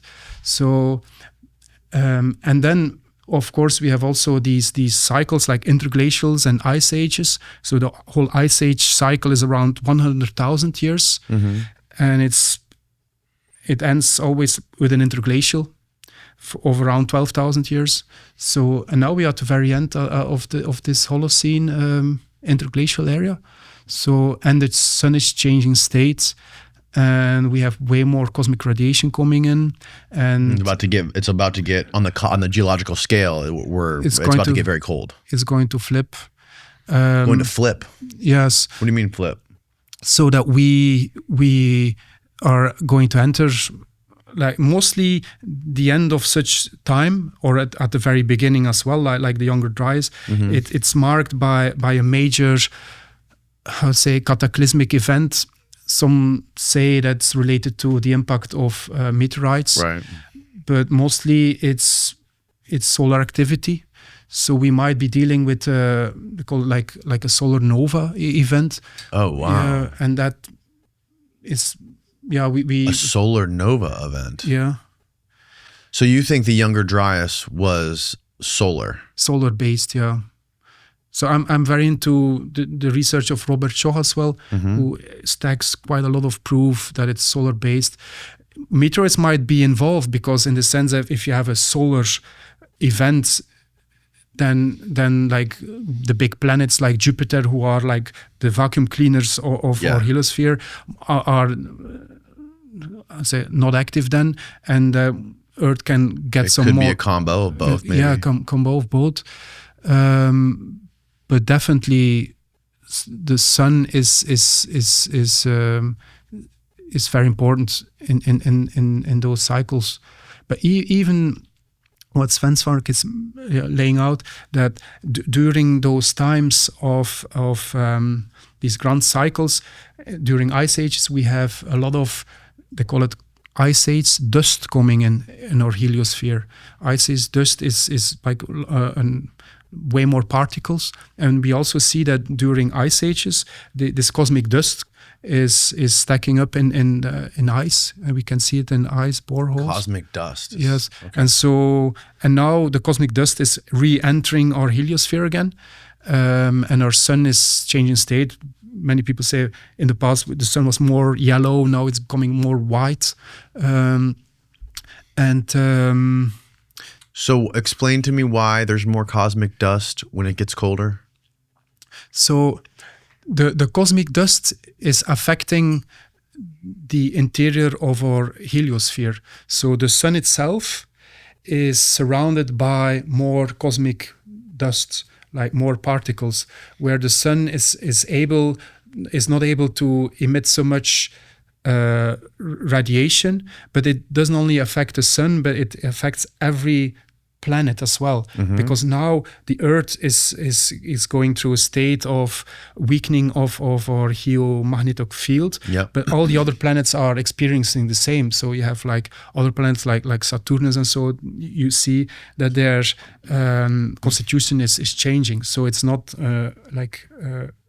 only on the Earth that's experiencing climate change. And at a certain moment, there is so much buildup of material around the sun that the sun is affected by it, and then it blows everything away. And that's what they relate to this giant kind of solar nova event. So in some way, it's also being described in the Bible, in the sense that the sun at the end of days becomes completely black. Wow. So it becomes like one big solar sunspot. Yeah, and when the sun becomes black, then it becomes really dangerous, because then we are about to experience this massive solar outburst, which affects the inner core of our Earth, in the sense that this enormous amount of coronal mass ejection comes to Earth, blows away big parts of our atmosphere. That's why the certain spaces or places on Earth experience enormous cooling, and that mammoths are like flash frozen. But as well, it affects the inner core of our Earth, that the magma becomes so liquid that we experience huge volcanic eruptions. Wow. Like the one 42,000 years ago that ended the Neanderthal. And so we had the explosion of the Campi Flegrei in Italy, which is, by the way, as well now coming alive. It's a super volcano, very similar to the one you have here in America. Yeah. Wow. Yeah. I've never heard that before. I've never heard this theory before. Yeah. So when the sun becomes black, it's like a giant sunspot. Yeah. And then that means that the sun is about to go through like some insane transformation. Yes. Where it's kind of like regenerating itself or something. Yes. And then it creates this. And that's enough to end all life on Earth. Not ending. We're still here. It's. We can survive that. We can survive. The reason why we're still here is because we survived so many times these changes, like these solar outbursts. So you're saying that's why we hear these like stories in the Bible and like ancient stories of the black sun. Yes, yeah. But I think it does reset a high technological civilization. So, like if there was like a very sophisticated civilization at the end of the last ice age, and they experienced such nova, then everything is like fried. And then we have the whole story of the people bringing again civilization to humanity. Mm-hmm. The stories of the Quetzalcoatlus, the Kontikis, and Noah and all that. Yes, yeah. And it looks that it's cyclical. Yeah, and I think that's also the reason why today it's not really well known. And I think that's also the reason why all these super rich people are building bunkers underground and all over the world to prepare for these events that are upcoming. And how would this specifically tie into the floods? The floods, there is in the crust of the Earth, there's 8 to 10 times more water than in all the oceans together. So if you bombard the under the crust? In the crust of the Earth, there's 8 times more water than in all the oceans together. It's the whole primary water thing. It's so inside the crust of the Earth, 8 times more water. In the ground. In the ground. So if you send in enormous amount of radiation towards the Earth, that water becomes so agitated and steaming that it just like all comes out, and that might completely set the whole world underwater. So now, would a solar event like this be enough to melt the ice caps? That's another thing. Is that so? First, we have ice caps. If there is a solar storm, it starts to melt these ice caps at a tremendous speed, and it also can create. They call it like glacification, like melting stones. Right. Yeah. So that's also an effect that can happen. Yeah. It's. I had never heard this before. There's 8 times the amount of water in the Earth's crust than all of the oceans combined. Yeah. That sounds so crazy. And it goes all the way to the idea from where is water coming from, because you have the idea of primary water. So primary water. So today we say, water is atmospheric. So it heats up, it creates clouds, it comes down the mountain, and it's a cyclical thing. But where's water coming from? So the whole idea of primary water is that water is created inside the Earth itself as a chemical process, and primary water. Yeah, and it comes out of the Earth in kind of water volcanoes. So certain places on Earth, like that we have in Spain, like there the water comes out and it's ancient water. It's like very mineralized. It's hot. It's aquifers. Yeah, an aquifer is more like an underground storage of water. Right. We do have like giant aquifers under Libya and so on, with water that millions of years old. And the same is it's very comparable to oil, because there are quite some people who say that oil is biological. Oh, really? Yes. So now we say, okay, oil is created by ancient forests. There were no bacteria at the time, and it was compressed, and it creates oil. But today we suck down how this, oil feels completely empty, and we come back 30 years later and they are refilled again. So where is all this oil coming from? So the whole idea that oil might be even regenerated or created within the earth as because we also find oil at extreme deep levels, like 27 kilometers, which is not where we ever had biological growth. Whoa. Yeah. That's crazy. Yeah. So, and there are quite some other things that are the same thing with the Earth expansion theory, because now we think the Earth is like solid. But and we do know that we have like fault lines, and that there are and originally we had Pangea, like one piece of land, and then it started going apart. But the aspect of the Earth expansion theories, if you take the Earth as like a three-dimensional puzzle and you start shrinking everything, all these land masses click together in a smaller Earth. Right.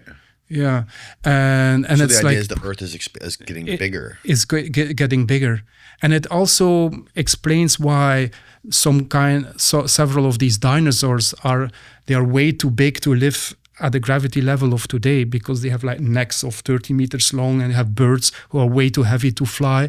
But if the Earth was way smaller, it would have made it possible.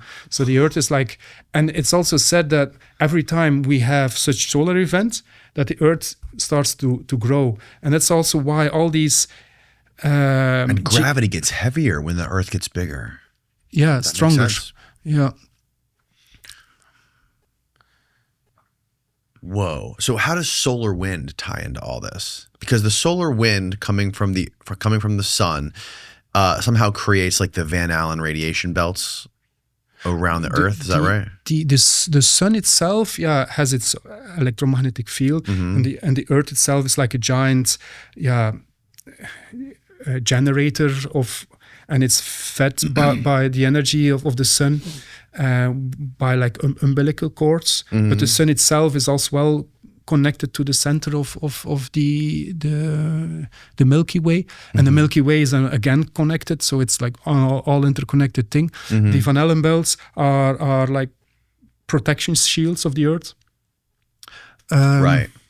Yeah, and then we go to the heart of the matter. That matter itself is just non-existent in the sense that it's electromagnetism, like it's like and so if you have like an enormous amount of energy coming into this, it's matter starts to become created, and that is one of the explanations why the Earth is growing. Wow. Yeah, that's crazy, man. There are other options as well. They say from mostly it's like iron, and if iron starts to rust, corrode, it multiplies by 8 in volume. But the Earth expansion theory is very Is this a super fringe theory that's not accepted by many scientists, or is this sort of like a mainstream thing? It's well documented as well that certain parts of the world are connected geologically to the others, and if you start like shrinking it all matches perfectly. So the whole idea that Pangea, which was now the idea is that we had like a big ball and there was one landmass in the middle, and there and everything was water surrounding it, and then it starts to split through. But if you just make Pangea the whole ball, with some lakes on it, and you start growing it, then it get like the whole lot. So is Earth theoretically the only one that's expanding, or do you think all the planets could be? Is this, according to this theory, do they think all the planets could be expanding as well? I don't know because some of these plants are just gas balls. They're just gas. Yeah. So well, maybe that's what happens when it gets so big. It just turns into gas. Yeah. And then Yeah.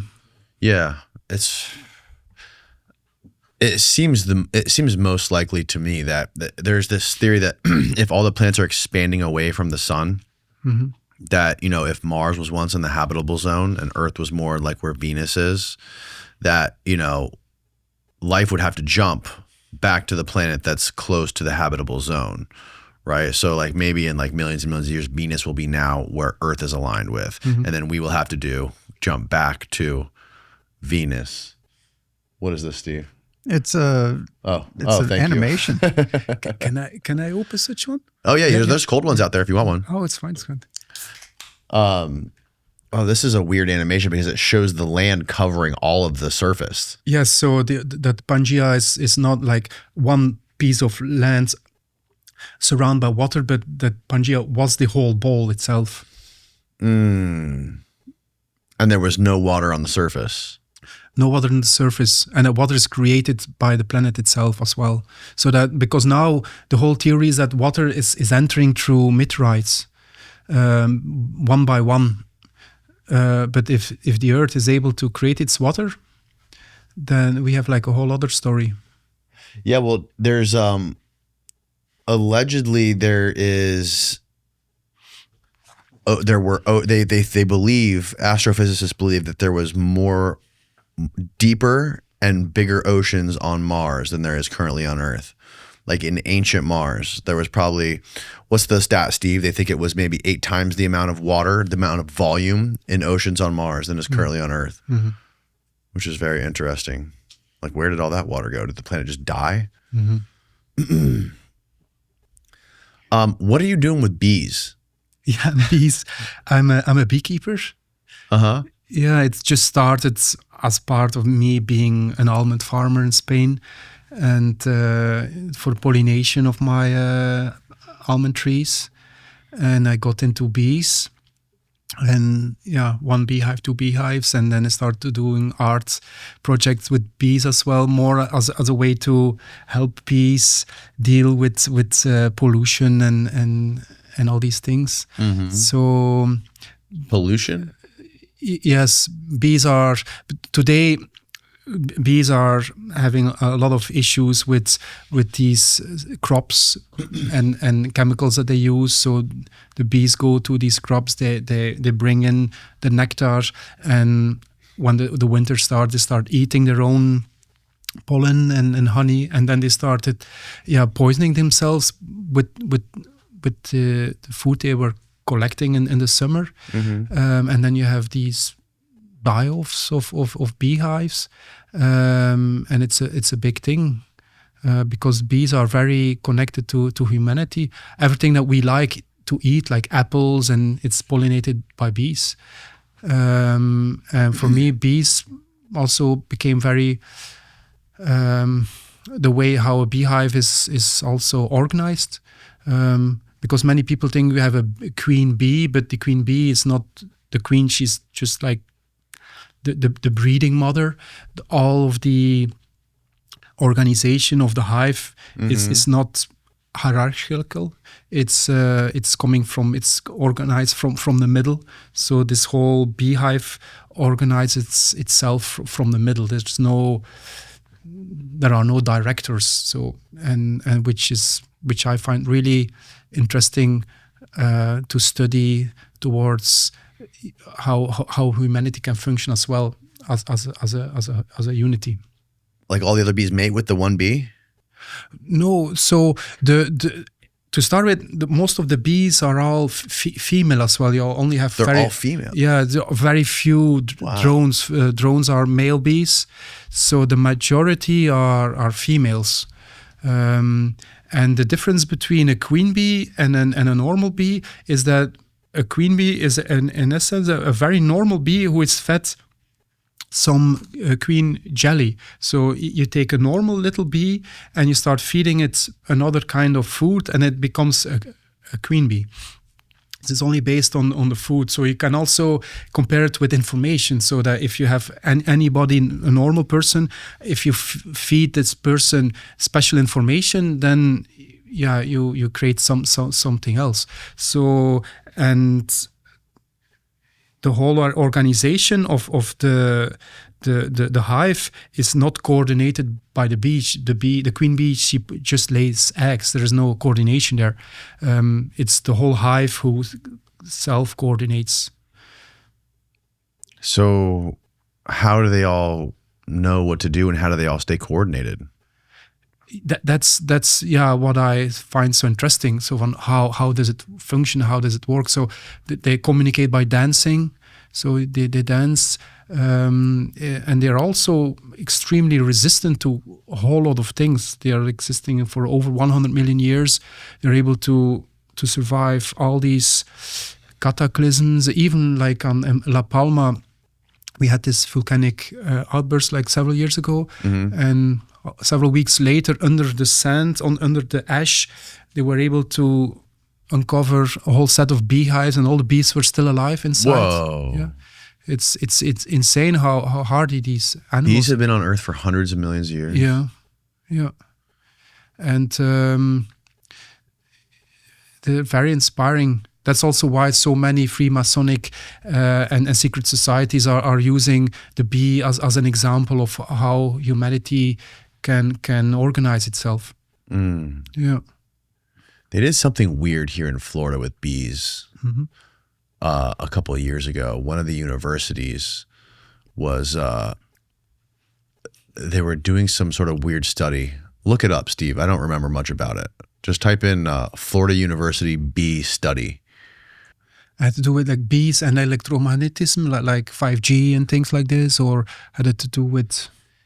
Yeah, it might have had something to do with electromagnetism or non-native EMFs or something like that. Because in Europe, with the 5G, bees are very sensitive to electromagnetism. Really? Yeah, and they also say that the bee die-offs, which are huge, are related to 5G and the electromagnetic pollution. Really? That they get disoriented and so on. So bees are like the canary in the coal mine. Yeah, regarding pollution and electromagnetism and food and the whole thing. Yeah. Yeah, what happens if the bees go away?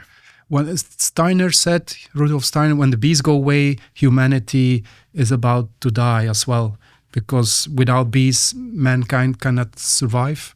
So that's how important bees are for our civilization. And the Egyptians knew that very well. Really? Yeah, because the bees were a major part of their culture. They were cultivating bees. There are bee hieroglyphs, and the bee itself in Egyptian culture was major important, as well on the aspect of the metaphysical. Yeah. And specifically because that they're pollinating crops and spreading agriculture? Yes. Pollination, agriculture, food, and also the metaphysical thing is that a beehive is considered as a unity. So when it swarms out, it becomes like a cloud, and there is no an idea that these bees are single identity, so they operate as a whole, like a hive mind. Yes, because in the past, now we have bee space, so we can put in frames and we can harvest. But in the past, the harvest was just like killing all of the bees and then taking out. So these very cozy scap hives that you can see, the way that they were able to harvest it was just killing all of the bees and then taking out. So now we are, the beekeepers are doing it in a way more, And the issue that you are dealing with over there in Spain is the crops. You're saying that they're sprayed with like insecticides and stuff, and it's really harming the bees? Yes. So the bees today, as well, like in France and in Europe and America, there is so much there are so much chemicals being used that it weakens the bees. and it's very hard for them even to keep up maintaining their own beehives, and then they collapse. So, and that's something that started happening around like 20 years ago. With and as well like mites coming in, but the mites, many bees are able to live with these mites, which are like blood-sucking little animals, but the more natural the bees become back again, like they call it like the killer bees, which are like very aggressive bees, and which are, you cannot really do beekeeping with them, but they are able to survive very well, because they're way more aggressive against these mites as well. Because we also started breeding bees way too big than they are designed to be. The bees in the past were way smaller, little bees. So now we started like breeding them all the way to giant bees to collect more honey. And as well, it has to do with the food, because normally the bees bring in honey, nectar, but we steal all the honey and then we put in like just like sugar water. Yeah. And that becomes their food. So it's, you can really see the link with how humans are feeding themselves as well. So have you seen those videos of guys in Africa climbing trees and literally like grabbing the honeycombs out of the trees, and they're completely covered in bees? Like they somehow do it and they don't even flinch. You see this guy climb up like a 30-foot tree in Africa, and people are filming it. And this guy is covered from head to toe in bees, not flinching at all, grabbing all the honey. And he's literally eating the beehive as he's on the tree covered in bees. Yeah, what they do to in the past, the expression of milk and honey, now we have sugar, processed sugar, but in the past there was not something that sweet as honey, so they wanted to almost die for being able to eat some of that substance. So, right. And honey was some kind of food for the gods, in some kind of way. Yeah, I just can't imagine, those guys being able to go through that amount of pain just to get some damn honey. And what does that do to them? Getting all that bee. I don't know if they put out like any venom or anything like that, right? A bee sting. Is there any sort of thing that's injected into you? Yeah, bees. But they have also tricks, because if you start using smoke, and that's what then the bees they see smoke, and then this old survival mechanism kicks in. They say, there's a fire coming up, so then they start collecting all their own honey, and as soon as they start collecting all the honey, they become harmless, so they don't sting. Oh, really? Yeah, that's one of why they. Yeah, you see that they use smoke. Yeah, to fumigate the bees out of there. And sometimes you also see these images of people completely covered under bees. Yep. But when a bee swarms out, these guys aren't doing it. These guys are covered. These guys are protected from head to toe. Yeah. What was the Fearless and Far had a video on this? Oh, he did? Yeah, I found a dude that's doing it without a shirt. Without a shirt? Yeah, but he's wearing face protection. This guy's a pussy. That looks like AI as well. I wonder if these guys that are doing this could like develop some immunity to it. If they're constantly being stung by bees like that, maybe they evolved to be immune to bee stings to where it doesn't bother them anymore. In the past, you had also bee shamans. Bee shamans. And they use bee stings to get high? To get high. What? Yeah. Yeah. Oh, he just can't find it. And the same with the drums, because now we have like auditory drive journeying of the Mongol shamans. They use like drums, boom, boom, boom. But during the Middle Ages, when the church started to put all these people literally on fire, the only people who were able to continue were the beekeepers, because the beekeepers also have like a drum, but it's a metal drum. It's like a pan, and they were able to keep on drumming, because they said that the drumming themselves was not for shamanic reasons, but for revitalizing the beehive itself. So in some way, they were able to move through this kind of Goldilocks zone of being able to keep on doing their bee shamanism and not being prosecuted by the church. Wow. Yeah. That's fascinating, man. Is there anything else that we should talk about that we haven't covered so far? That's interesting. We did cover quite a lot We've of things. covered quite a bit. What's like on the what's next for you? Do you have any? Are you working? Do you have anything in the works that you're planning on doing soon, or any updates on future expeditions that you're going on, or? So I'm moving forward with the Labyrinth of Egypt project, with the realization of this field research station, get it on the ground and getting in. I'm also involved in the Giza project. So trying to figure out what's below the ground up there. So below the pyramids. Below the pyramids, Okay. yes, to get into the underground there. I'm also involved in this project in Cusco. With the Chicana system near the Sacsayhuaman wall. They found this underground labyrinth, which is in between the Sacsayhuaman wall and the city of Cusco. Yeah. There's an archaeological team as well at this moment active there. And through this data archive AI project I am setting up, everything is being connected to each other. So fascinating, man. Well, thanks for doing this. It's been a fascinating combo. Thank you for making the trip. Where can people find more of your stuff? I know you have a Substack, right? Yeah, I have a Substack.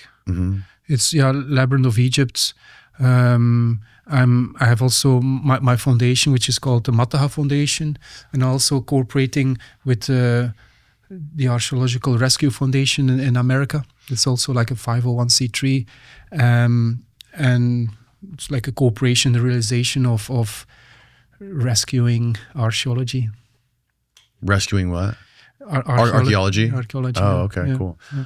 All right, cool. Well, we'll link all that stuff below. Yeah. And thanks again, dude. This has been a fascinating conversation. I really appreciate you making the trip out here. Yeah, and explaining all this stuff. Thanks. Yeah, we'll have to do an update down the road when more stuff happens with this labyrinth. Okay, great. All right. Thanks again. Good night, folks.